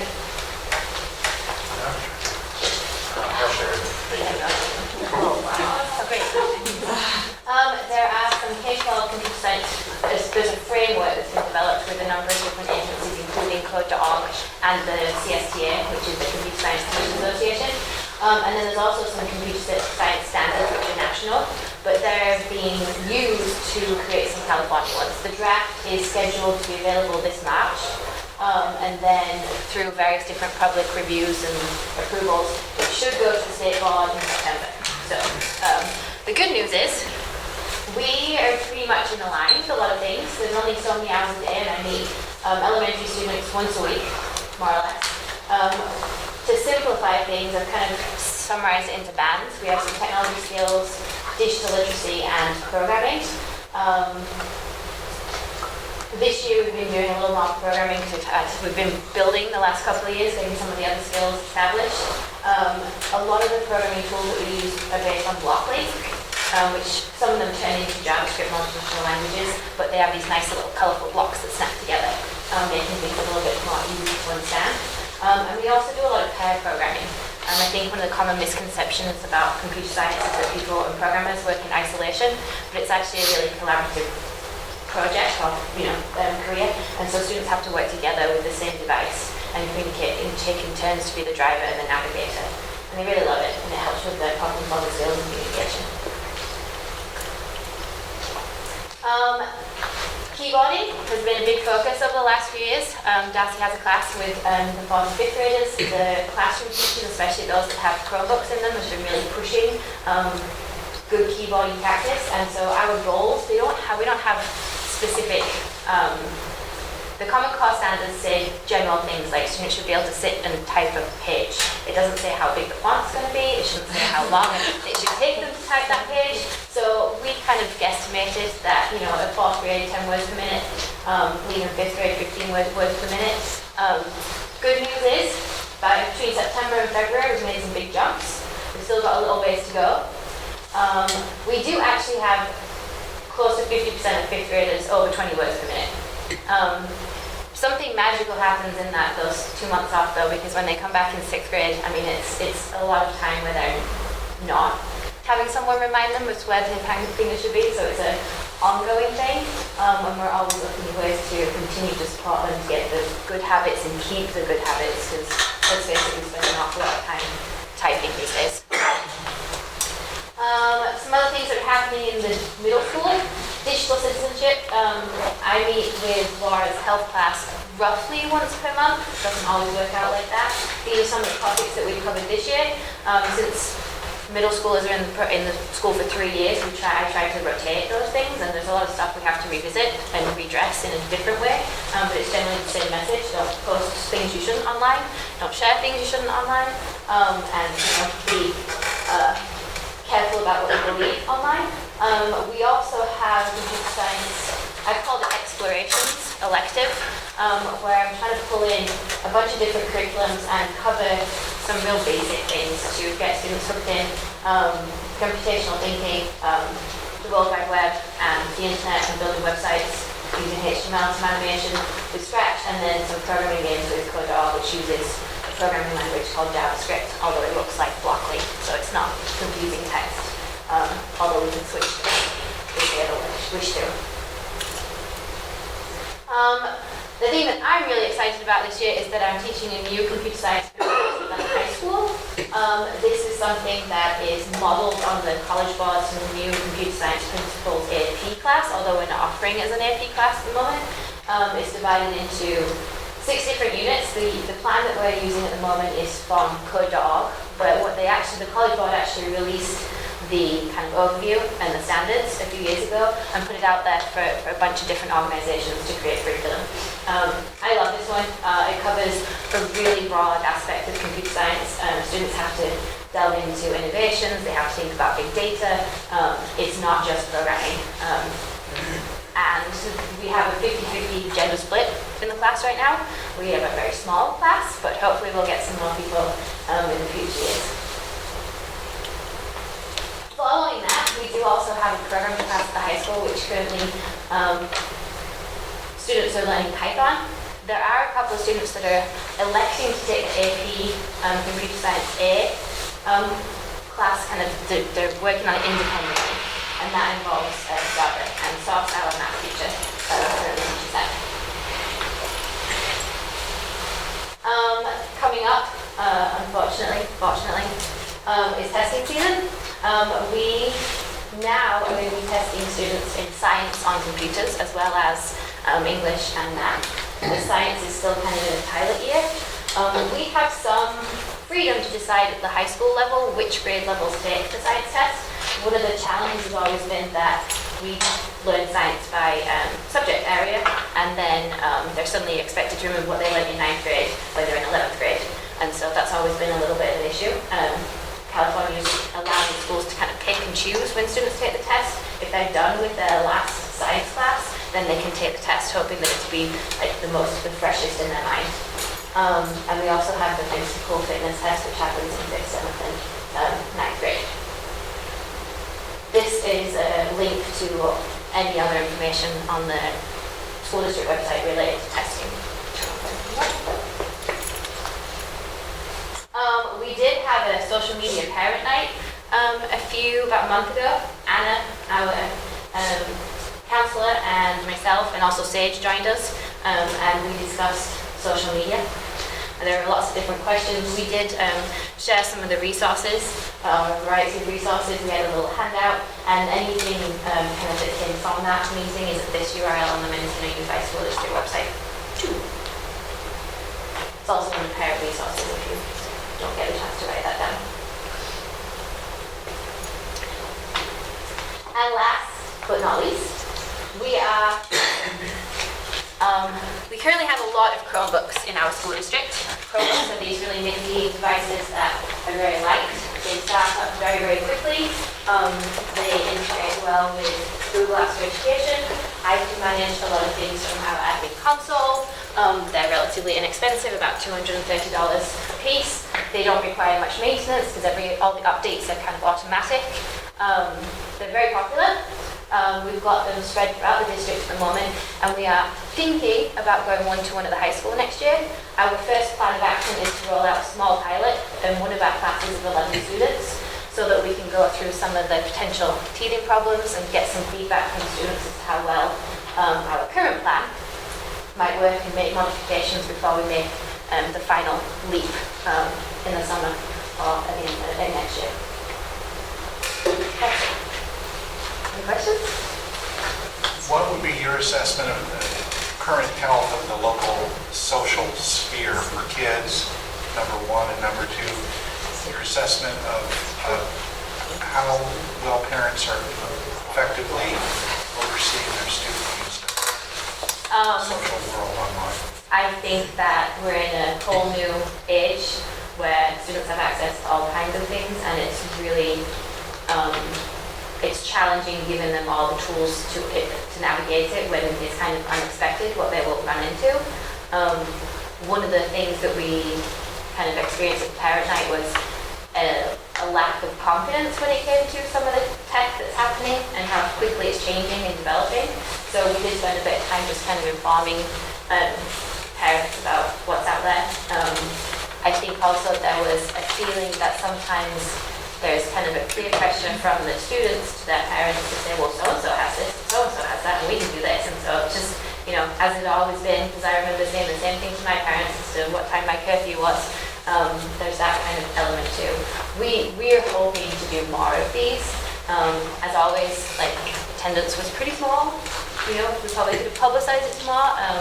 There are a lot of resources out there, fortunately, because we're all kind of in the same boat. There is a campaign,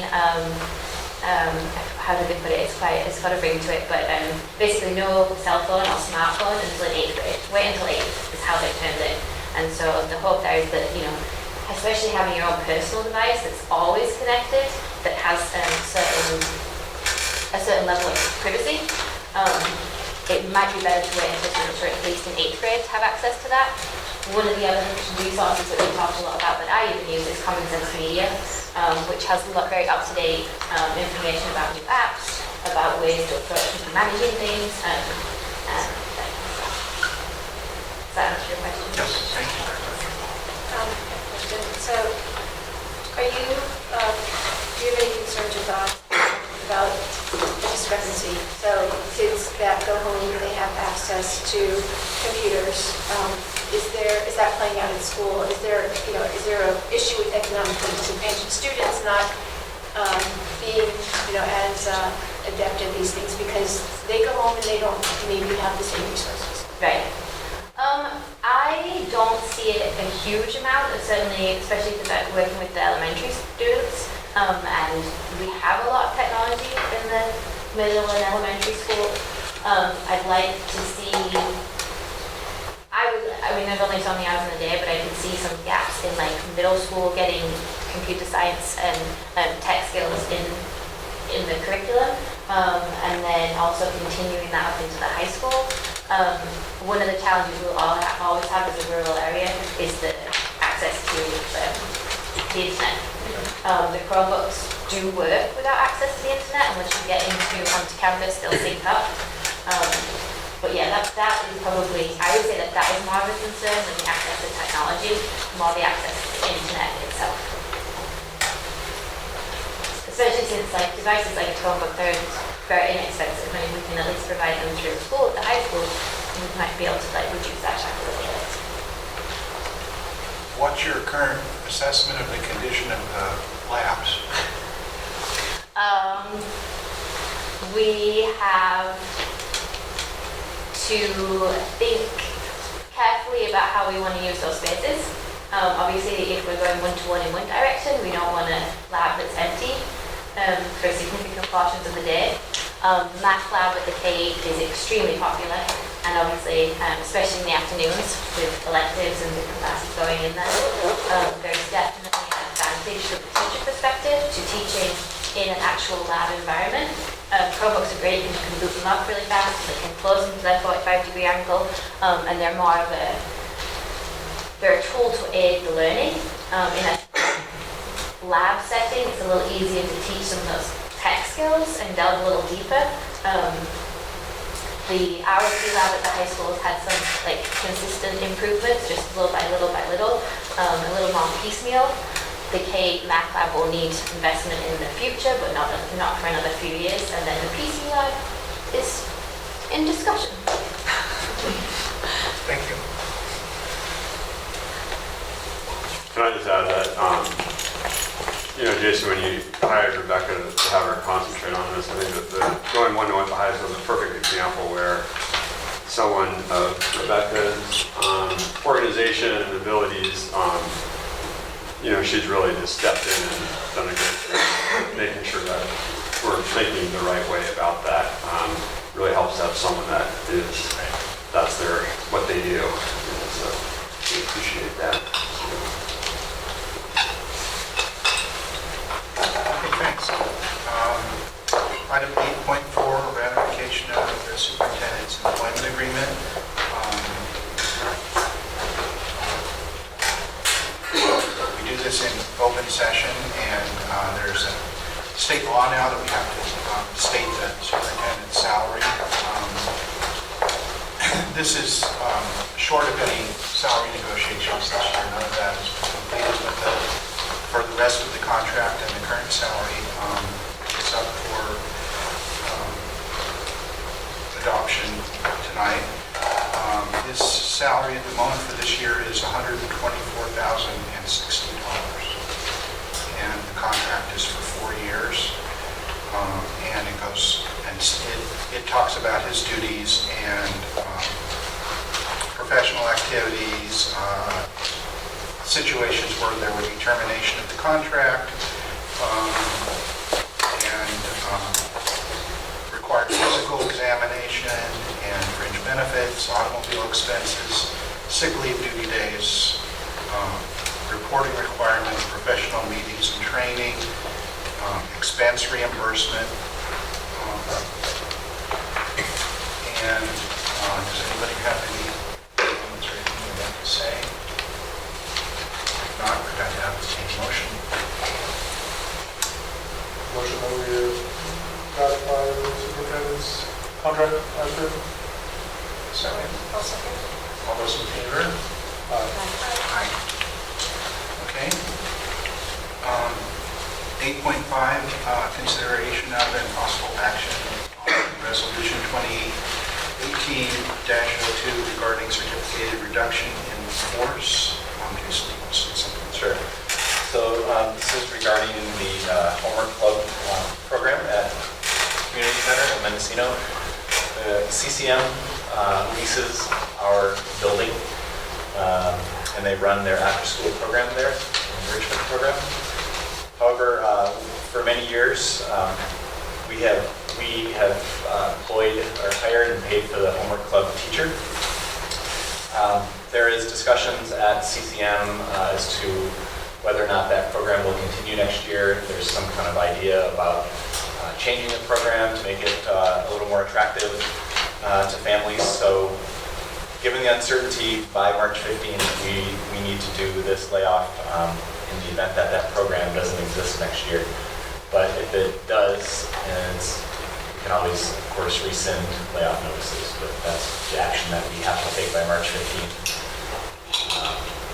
If we have questions or concerns about the following year for a program. Any comments or questions? This is for a quarter FTE. I hear a motion. Motion that we approve this notice as written. those in favor? Aye. Opposed? Okay, at 8.6, approval of proclamation 2018-01 to designate April as Child Abuse Prevention Month. Jason, you want to say something about that? Sure. There's a long resolution here. Whereas as a society, we have a responsibility to nurture and protect our children, help ensure they become healthy and productive adults. I'll just read a couple of these. Whereas a child is reported abused in California every minute of every day. Whereas scientific studies confirm a direct link between child abuse and significantly greater risk later in life for alcohol and substance abuse, depression, eating disorders, obesity, sexual promiscuity, smoking, suicide, continued family violence, and criminal behavior. Whereas in Mendocino County, there are numerous committed agencies, parents, relatives, community volunteers, public policymakers, and professionals who are collaborating their efforts to eliminate child abuse and give our children hope, security, and safety. Now therefore be it proclaimed that the Board of Mendocino Unified School District joins in declaring April to be Child Abuse Prevention Month. We are encouraged, citizens are encouraged to join the important efforts of the Child Abuse Prevention Council, First Five, Family Resource Centers, family support agencies, and all partners serving children and families together to prevent child abuse.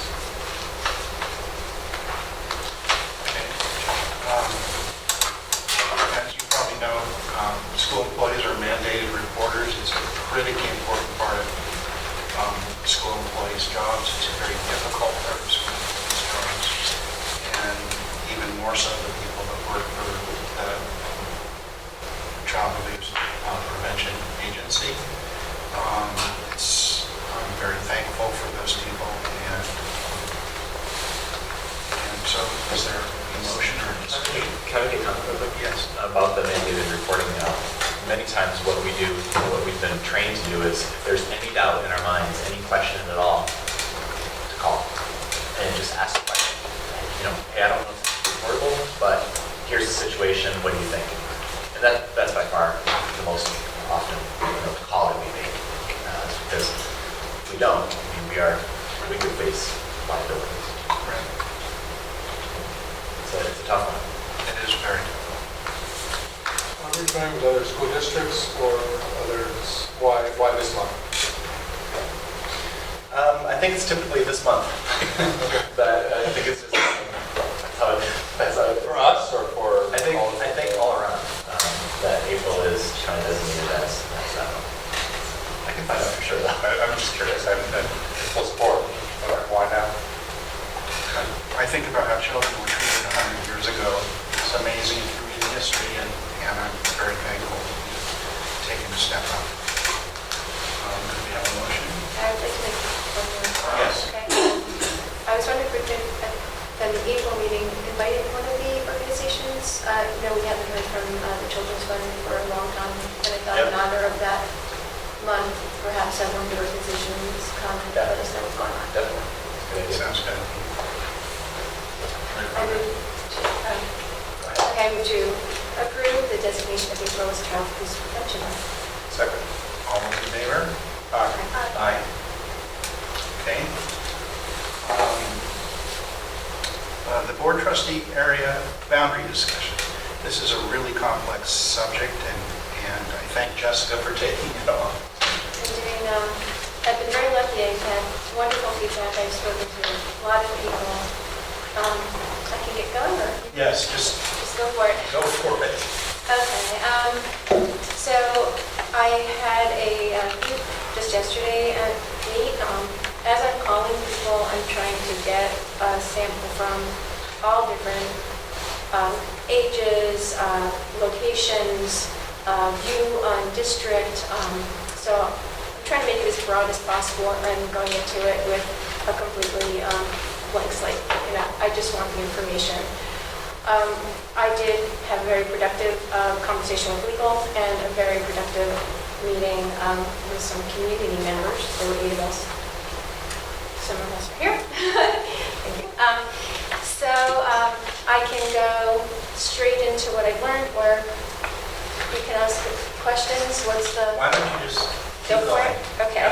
Here, I'm It's a gonna lot. have a couple of pieces of board backup that Okay, great. Mr. Bluff as well.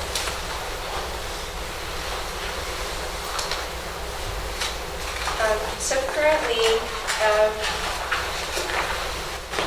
there are about 4,000 plus voters. Michael did send some information regarding his proposals on how to redraw boundary lines and a final conclusion.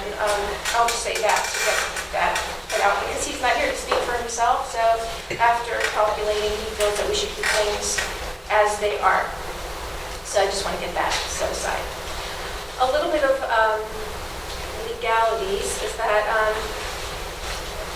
there are two legal elements to this situation. One is there's a state requirement that areas from one to the other within a voting district, that there's no more than a 3 to 5 discrepancy in voter population.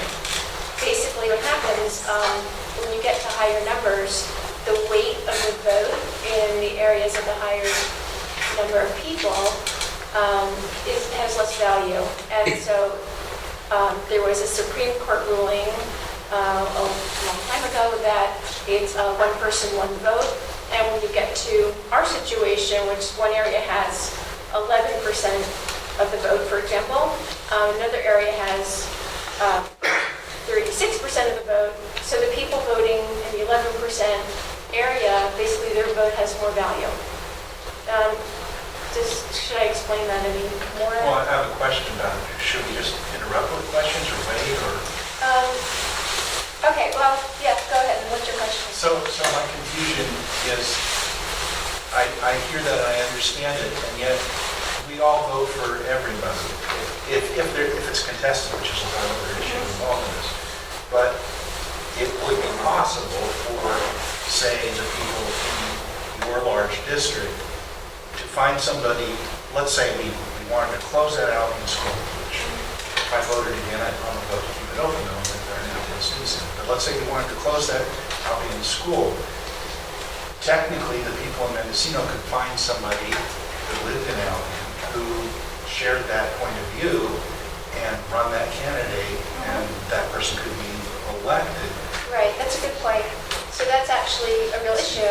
Yeah, that's actually an issue because basically if our goal is to preserve the interests of that small school, but we vote at large because it's actually, someone I called, this came up that there was a small area and it was an election where there was more than one person running. And what happened was the community wanted a person to be nominated and they voted heavily for that person. But because it's voting at large, then the voters at large ended up with a trustee that had greater broad popularity. So if our goal is to preserve the interest of the small school, we're not even doing that. Right. Okay, so that's to your point. So the bigger thing in what you're saying, we have a very unusual system. So we actually have a hybrid system. We don't follow a norm, which is very Mendocino in my book, which is fun. But basically, we have trustee areas, and it's very clearly defined, but we vote at large. And typically, either you have trustee nominees at large, and you vote at large, or you have trustee area boundaries, and only the people within those boundaries vote. Okay, so we have taken a mix. We have boundaries, and we vote at large. The problem is not only is that not really how it's supposed to be done because of what we just discussed just now. That was a perfect example. But we really are running into the legalities of it.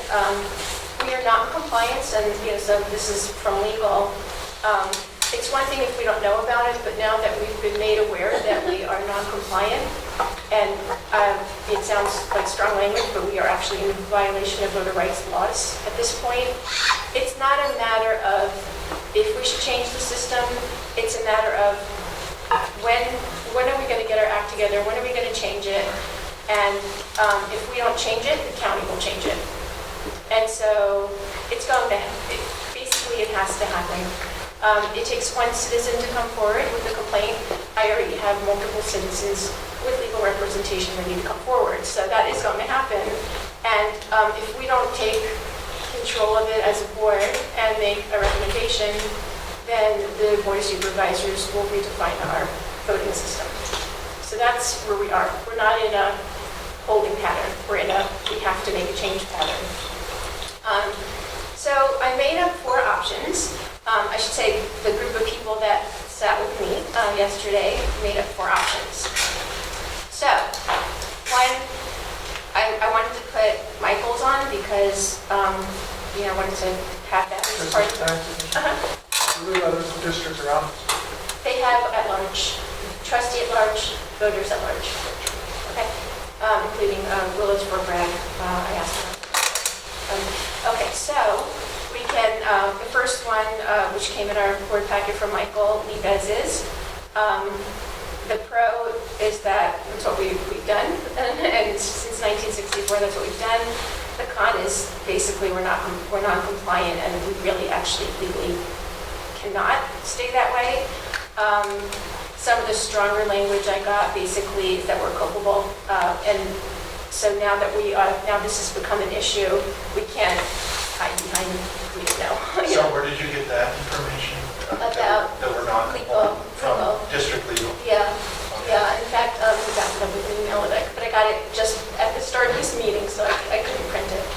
So, yeah, we're completely not compliant. We just can't stay the way we are.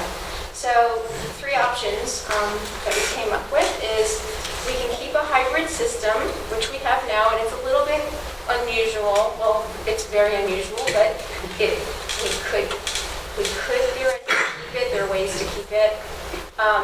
We would have to change our trustee boundaries that we have approximately 800 to 900 voters per area.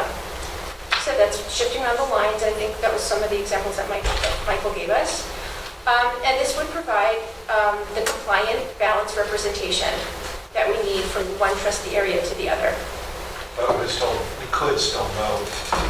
Exactly. We can keep the hybrid system. So we vote at large, but we would, maneuver.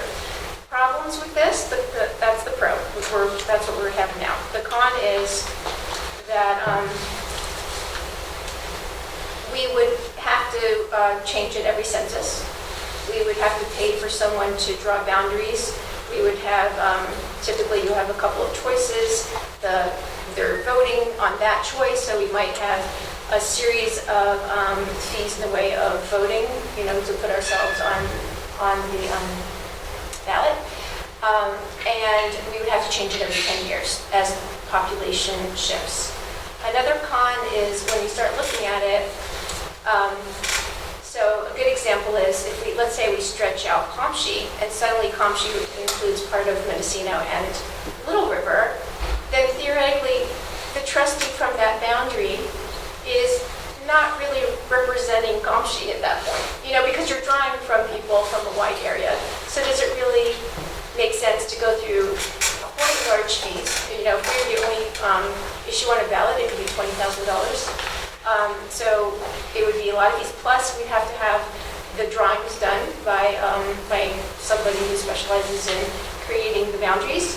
And so every 10 years, we would be hit with complicated conversation, voting expenses, really to move away completely from this idea that the person truly represents the community. So, and again, is there a mathematical limit? 8 to... In differences, in other words, when are you required to read?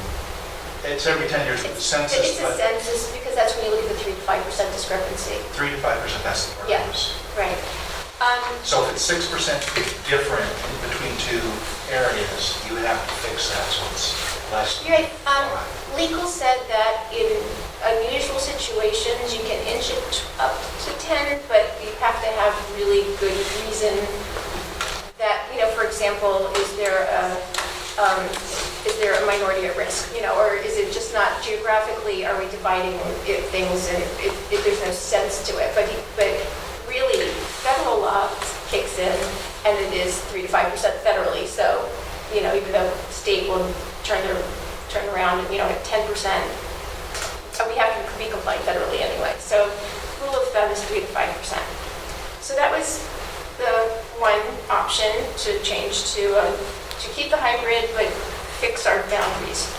The next one is to change to a non-hybrid system, and that has two paths.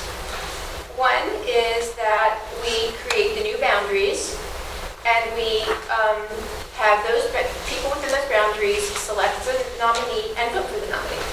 That's because that is a system. So, we would have 5 areas to be redefined, not the ones we have now, and then those communities bring forward a trustee, and they only, within those boundaries, they vote for the trustee. Same problem with having to do a geographical line configuration every 10 years, same thing with the voting, to vote in the lines that we've chosen.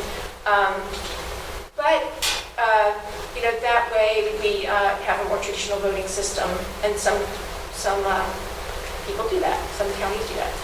The last one is to change to voter and trustee at large. So anyone can vote, anyone can run, no boundaries. We get away from the boundary areas.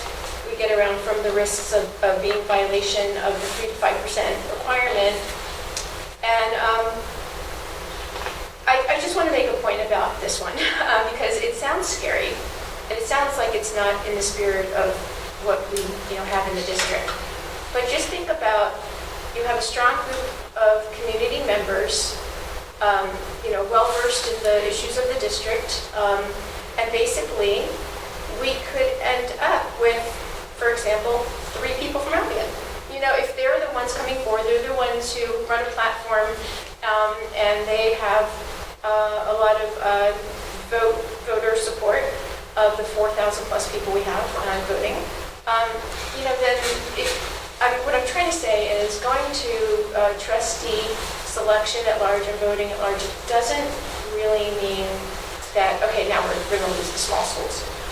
A lot of people I spoke to who don't live in the small areas, who have a passion for community, passion for the configuration of how we live on this coast, and a passion for small children and what their education looks like, actually are in favor of keeping the small schools open. So just because people don't live in those areas, it doesn't mean that they're not going to vote for a trustee who runs a platform based on honoring the configuration of the small community.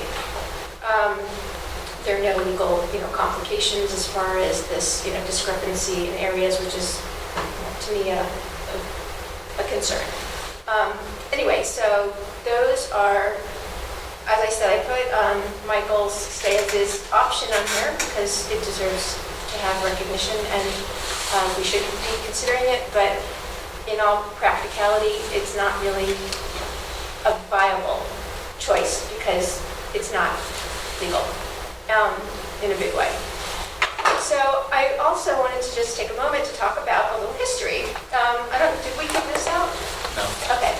So I did get this from the county, and it's very interesting because so many times we've been discussing as a board, well, in 1964, there was this agreement, and the schools decided to unify, and in that process, they made promises to one another to keep, that we would always maintain, that every school would still maintain their individual representation. It turns out, actually, and I'm sure there was a lot of discussion, we'll always keep our identity. However, in reality, that isn't what happened. And there's a history of school district organization, and very interesting is this is also the beginning of LCFF, which I thought was interesting, that's when the funding started. Okay, but anyway, back in the 50s, the state became very interested in creating unified districts. They wanted to consolidate. They did not want to have a lot of small schools, a lot of small districts. And they started putting out incentives. They started out with small $5 per ADA, then they went to $15, and it got to the point that they decided by the mid-1950s, look, we're going to give you guys incentives to do this, but truth be told, if you don't do it, we're going to come do it for you. We don't want to have so many school districts. So they actually forced schools, small schools, to consolidate. And it was at the point that if they didn't consolidate, then there were penalties. So we actually are in the throes, in 1964, we were becoming compliant with state requirements. So this wasn't about good neighbors getting together, hey, let's pool our resources and create a unified district. This was basically the state saying, guys, you have these schools. It's not going to fly. You have to consolidate and you have to unify. We're going to give you a bonus of $15 for ADA if you do this, but if you don't do it, we're going to start imposing penalties. So I'm not saying that we shouldn't still be neighborly, and honor that people voted to come together. But the yes vote that Michael was referring to was actually a requirement by the state of unification. So if you had small schools and they wanted to come together, every individual small school had to have a majority vote of yes in order for them to be qualified to join the unification. So when we see that there were all these yes votes in 1964, it was basically a requirement from the state that that individual school had to vote yes. So no one was forced into unification by each other. They were forced by the state. But these yes votes that we saw in the history really was mandated by the state. So anyway, that's a little bit of the history. And as I said, I got this from county. I thought we would have some copies, but I can get them out to you. Let me see if there's anything else I have to cover.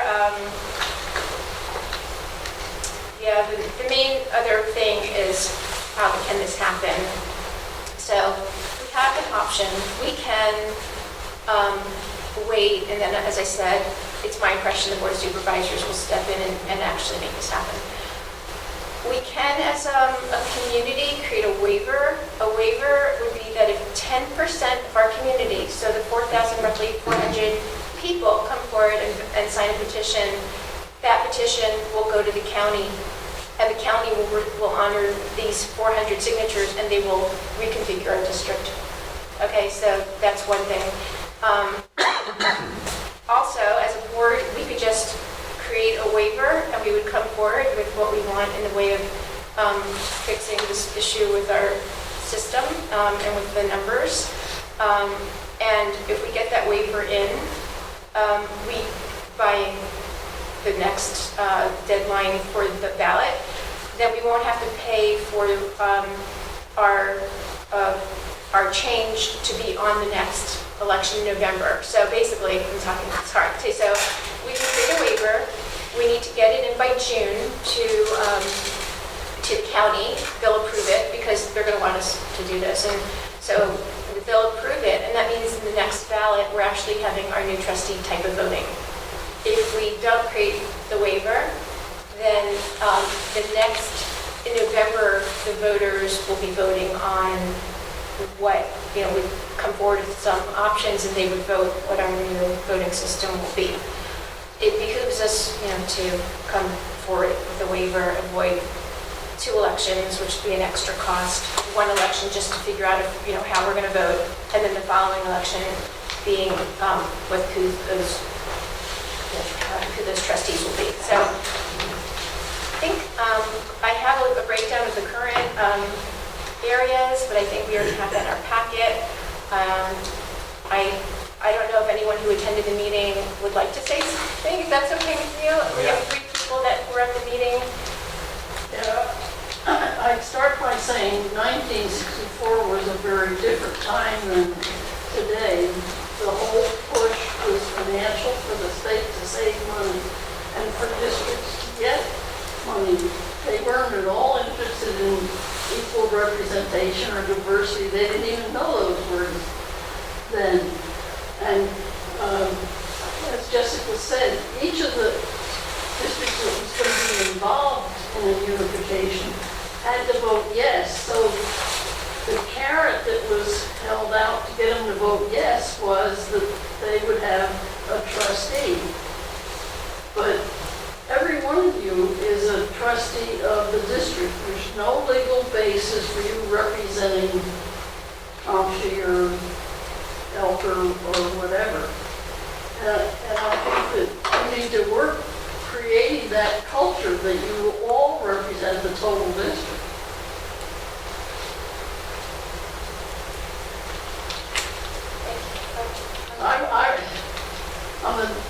I was actually a board member in a different district and went through the unification, and there was one really small district that was practically a ghost town, but to get them to vote yes, they had a trustee, but then within a year they wanted to get rid of it because they couldn't get anybody to run. Yeah, you bring up a really good point. I did go back through old meetings, and it turns out the most recent, because this has come up over the years, and the most recent was in May of 2009, and it was an agenda item that was brought before the board. It was tabled, it was supposed to be brought back up, I believe, next month, and it didn't. The problem with this is now this is creating more liability because we knew it was a problem. This represents that we're not compliant with the state law. So it was actually on an agenda and we neglected to act on it and become compliant. So this May 2009 agenda actually is going to work against us as a board. Okay, I think questions, if anyone has any questions. I just want to thank you for taking all the time to look into it. I think it's pretty fascinating, and I attended the meeting, and I really hope that the board takes action quickly and does it in a way that, so it's not, like you said, so that it's the decision of the district and not the decision of somebody else telling us how they want us to do it. And I feel like if there's any dragging of the feet, so to speak, that's going to happen. And that it would just be unfortunate to do that because it just seems, I guess just thinking just about the cost too, because it would be so incredibly expensive just to, from a legal standpoint, and then just to have these extra elections just because of, I hate to say it, but people's egos probably. So I really hope that the board moves on it quickly. I think it's a no-brainer. The only way to go is all one. So I have a question actually, because there was something that was said that didn't sit right with me. And that was, you said that you did this exploration and that, you know, we're out of compliance and that there were people lined up to file a lawsuit, which sounds like there were people you have lined up. Is that what happened? No, there's a guy at the state level who's going around doing it. Yeah. So, no, I came in, we had 3 people who were at the meeting yesterday. I came in to this whole process, not even knowing this was a law. And then as I'm talking to different community members, I spoke to 3 people at county. I spoke to our legal department just to find out, I keep hearing we have changes, is that true? You know, and then Jason and I were on the call. So, no, I personally don't have it. No, it's, there are members of the community who've been feeling like they're not properly represented. They have been quite vocal about it, you know, not as a result of this process, but as I'm reaching out to people and they're finding out that we're not compliant, they're like, yeah, we knew this wasn't right, you know, and so it's community members, and, you know, over the years, they've made it clear that they don't feel represented.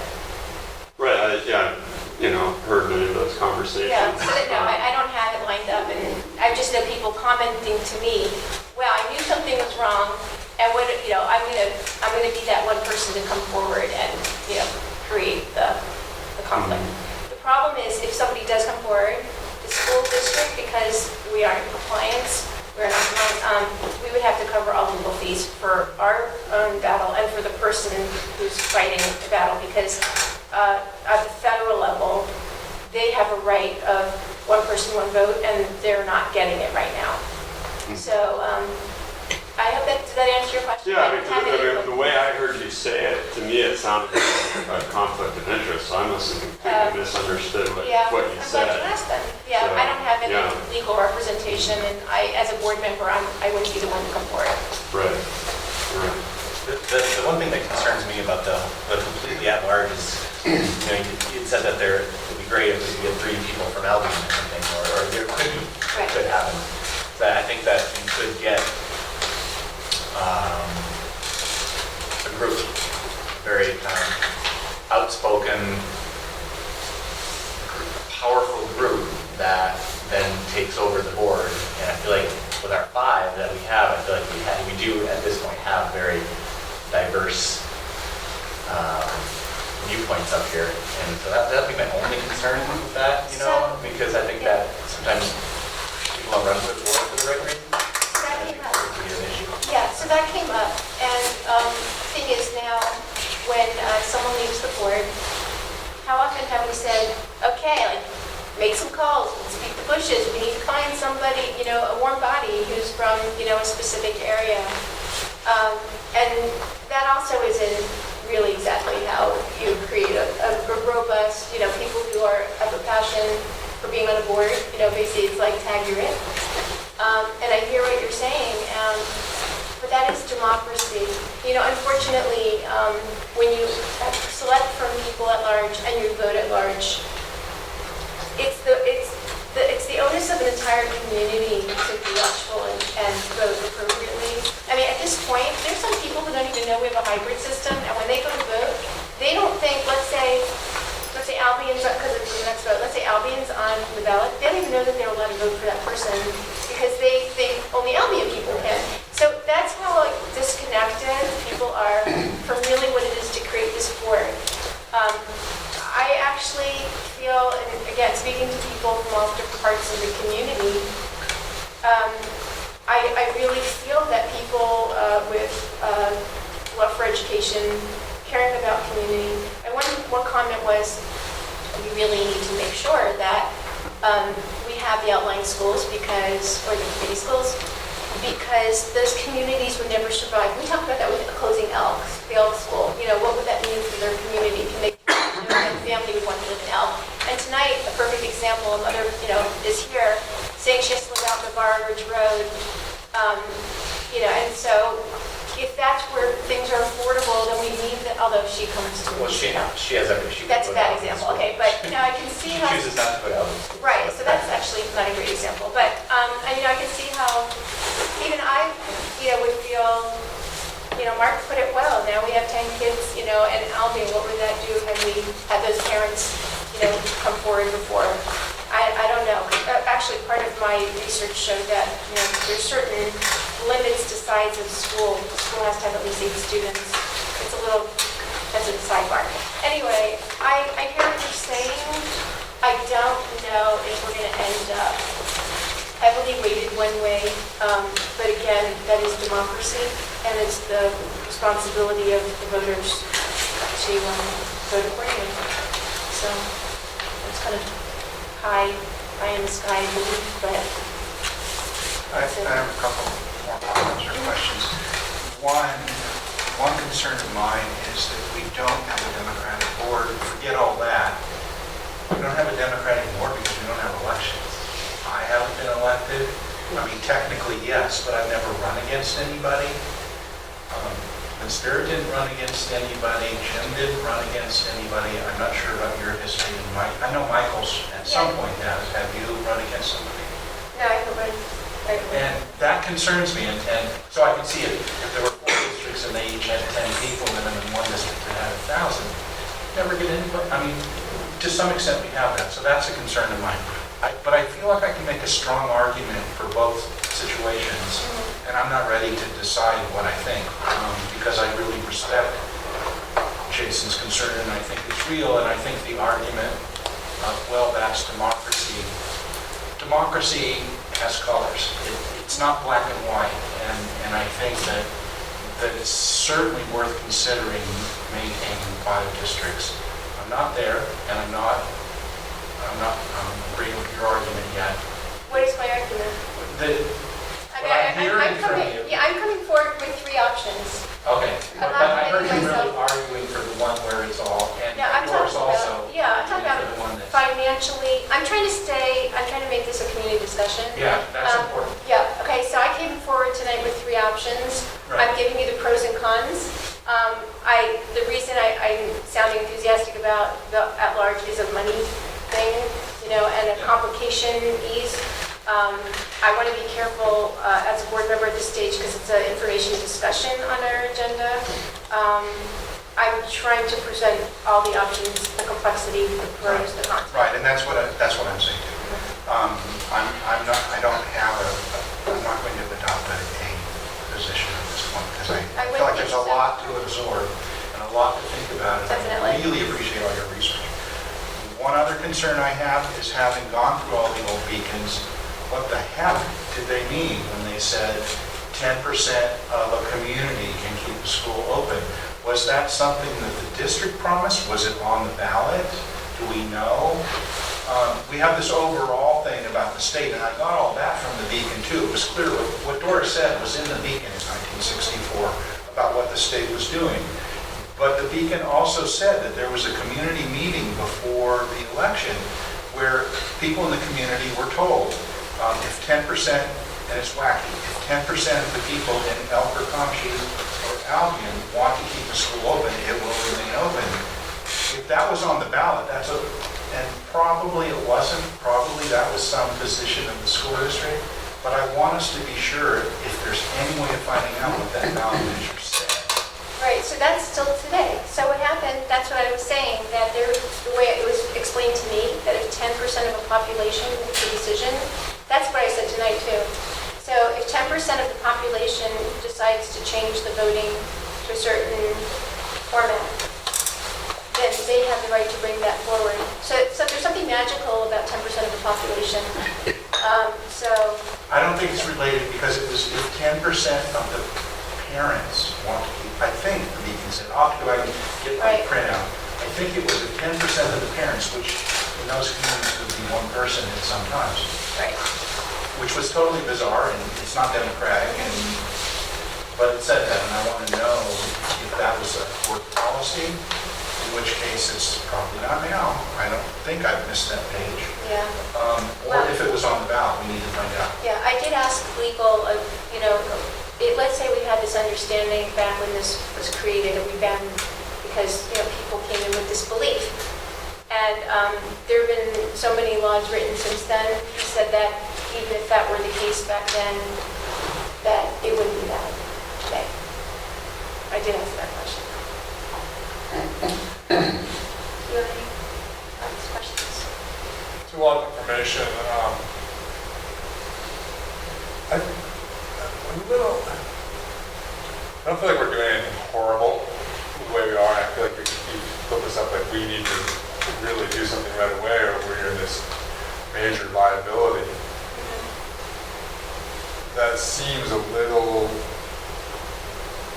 over-exaggerated. Maybe I'm wrong. I don't know. I don't know. It sounds like a hysterical female, is that? No. So I can forward, legal did do a summary, and I'm going to forward it to the board, and then you'll see, it's actually just a part of that conversation. Right, because I think I recall you saying when you brought this up some months ago that you personally felt that Mendocino was underrepresented. I do feel we are. And coincidentally, you found all this documentation to say we need to change it. That's funny because it's not a coincidence. There was something that just felt wrong, and then the information then explained why it felt wrong. Okay. And so if we did nothing, what do you think would happen? I have other people who were at the meeting. Do you think someone would come forward? Absolutely. It's out of our control. Yeah, it's out of our control. They're going to go to the county. And what would the county do? They're going to tell you how they want you to set up your voting system. Which is how? I don't know. It's going to be you're not going to get to choose. They're going to tell us the one that they want us to have. They might ask us? Nope.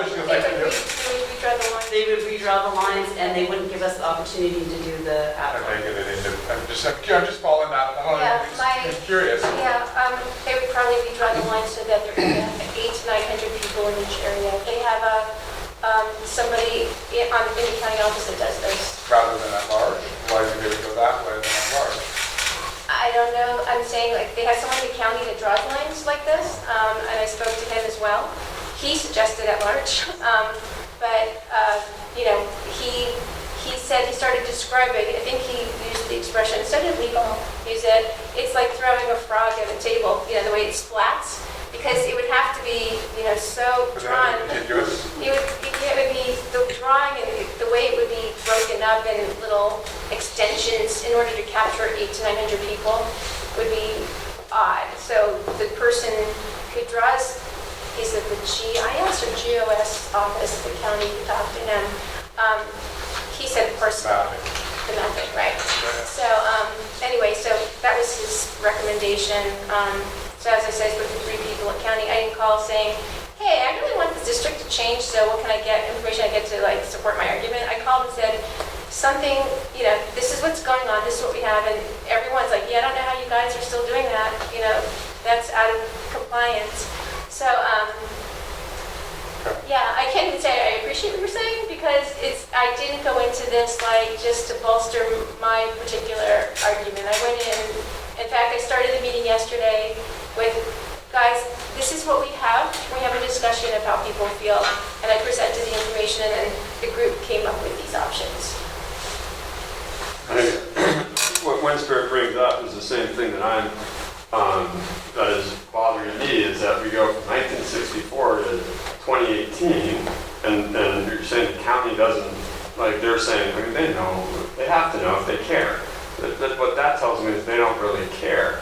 And they're also, if you want, if it costs money to redraw, and the county does it for you, you can save money that way. I mean, it just seems to me like there's a bunch of things that don't make sense.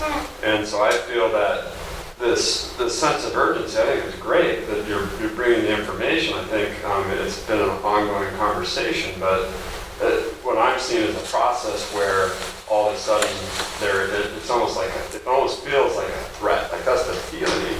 I know it's not necessarily the intention. And Tony, what did you think from legal? Did you think like he was pretty clear that something had to change, or did you think, why are you bothering with it? Yeah, I mean, I think he felt like something had to change. Yeah. Something should change. But I think the conversation needs to happen I think the way it was set up, and people saying, I'd come forward, is only going to create more divisiveness in the community. So I'm just exercising that we need to enter into this on a level playing field where everyone has information and we're acting on it for the right reasons, not because there's a threat out there. That's all So I'm this is the 3rd month I've brought it forward, and I finally took it upon myself to collect the history and the information. I've had this on the board agenda for 3 months. There's no urgency. I didn't come and say, hey guys, I have a bee in my bonnet and I need to change this today. I've been bringing this forward for 3 months, but the discussion, that should have happened a long time ago, and it was on agenda May 2009.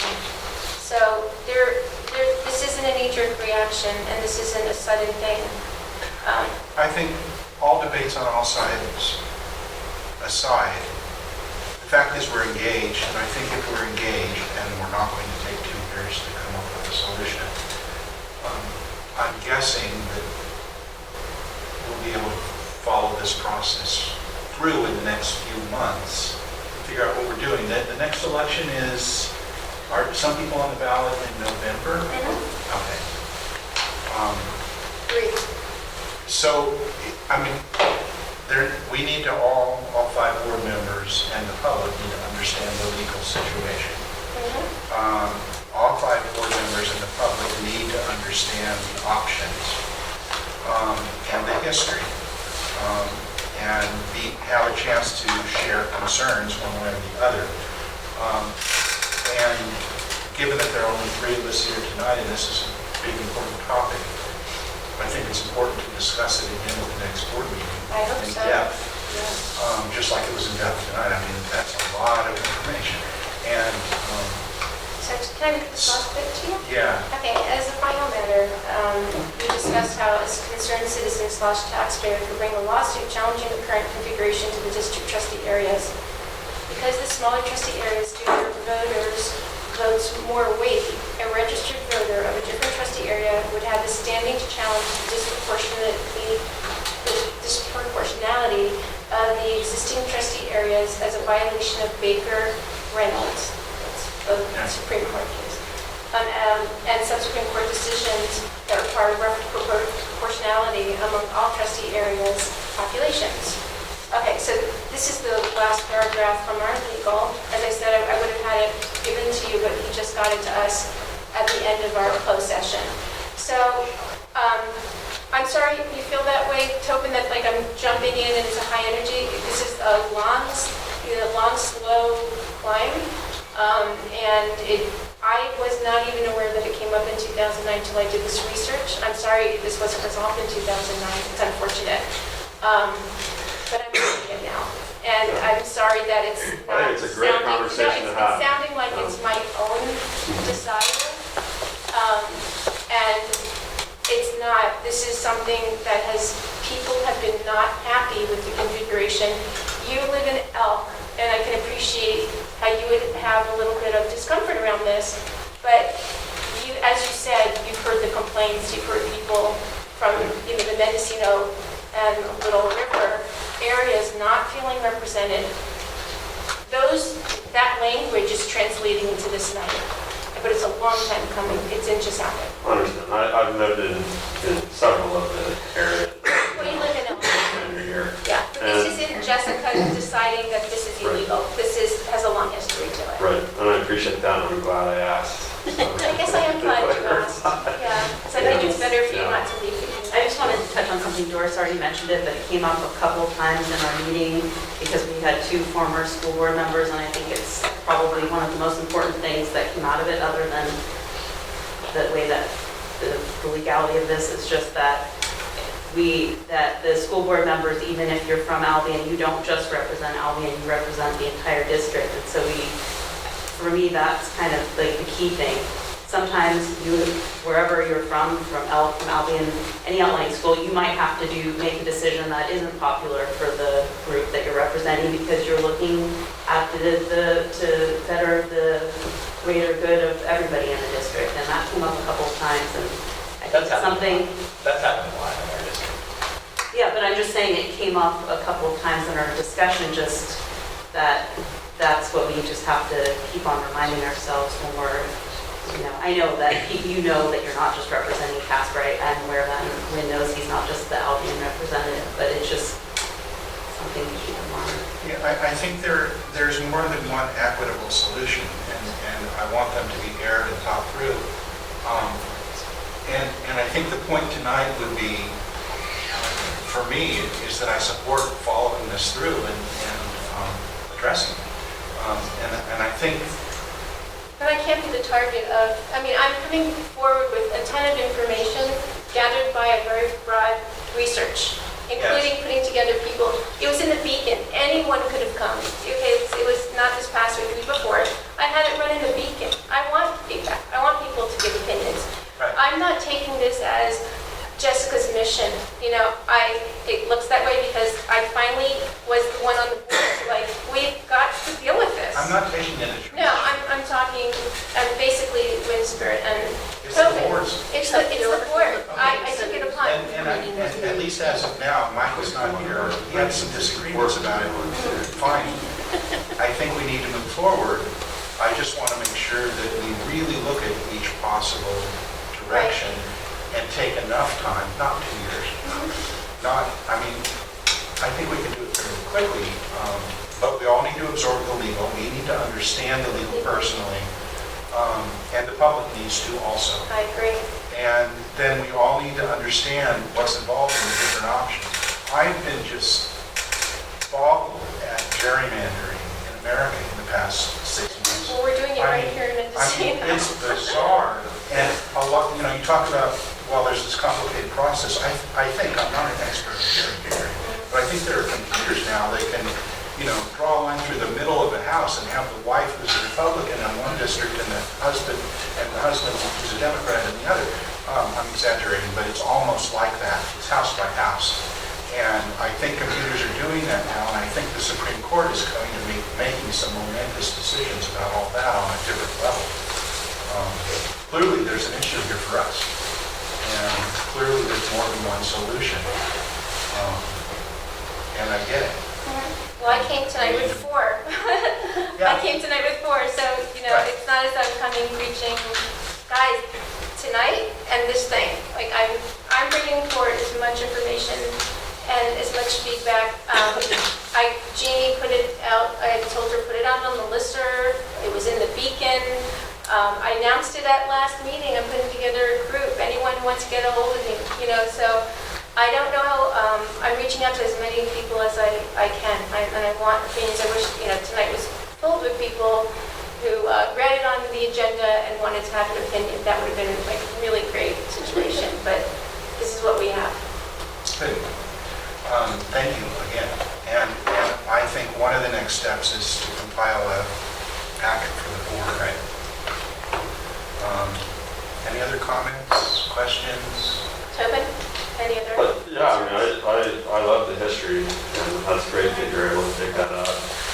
One thing that comes to mind is that I don't know if the board has a value statement. I know there's a recognition statement and sort of some core things, but just every time the small schools come up, if there was some value statement that just said that the board, that the district regards the value of outlying schools, anytime the board were to act, that could be brought up. I mean, just ways to have a checks and balances to protect the things that we obviously value. Even if the board changes, at least the people would have to either vote to change that value statement or would have to do something opposed to it or potentially opposed to it. That could definitely be something. To answer your question, it was legal that said it would be expensive to draw the lines. I don't know if county does it for free. I can ask him. He said he's looked at our district before, and he knows that there's a problem. I don't know if he does it for free. So I know you said that something doesn't smell right about that, so I just wanted to address that as well. Absolutely. I'm glad Anyway, that there's just a lot of information. I'm bringing forward all the information I have gathered. It might not feel good to some people. It might feel great to others. It is what it is. So sorry you guys, but it feels a little bit more driven by some motive than it is. It's just information. I totally appreciate that, Jessica. And it was just the comment about people waiting to, that's what I was not sitting right to do. I appreciate that. Okay. So I'm sure this will be on the agenda at the next meeting. Well, we're going to be putting a list together. Yes. Right. Okay, 8.8, approval of board policy, board bylaw on AR as a first reading, administering medication and monitoring health conditions. And then 8.8.2, organization. Do you have any comments about it? Yeah, the policy committee never met, so the BP AR 5141 for the medication, that seemed to go fine last time, and I don't see any reason why we would change anything there, but we never had a conversation about the organization, so that should probably come back again as a first reading. Okay. Because I think the policy committee was asked to make some recommendations, some actual recommendations about some wording in there about we should, not shall, but we should switch. Right, we did discuss that. So bring that back next time. Right. Do we need to make a motion to do that? Maybe just approve the 8.1. That would leave it. Okay. Any discussion of the medication? Could I have a motion? I move to approve. Second. All those in favor? Aye. Aye. That's simply just allowing us to have Narcan and Right. legal training. For trained people. Yeah. Okay, future agenda items. Obviously, there's one. I also, Can I ask about that one? I'm happy to continue my research, gathering more, comments, opinions, thoughts. So I'm happy to keep doing that. Not to be the target of criticism that I'm promoting an agenda though, but if the board would like me to do that, I'm happy to do that. I think what you've done is great, and we need to get copies of everything, and yes, as far as I'm concerned, Thank you. and I was going to say, given the in-service services and workshops on grading and so on, a presentation on grading at some point. I don't know if that's after you finished or in process. Sure, that might be a couple months away, but Yeah. we should keep it on the radar. Yeah. Anything else? Having one of the organizations come, I was suggesting the Children's Fund. Right. Yep, I have it on the list. Okay. The next meeting is April 19th at the high school, not here.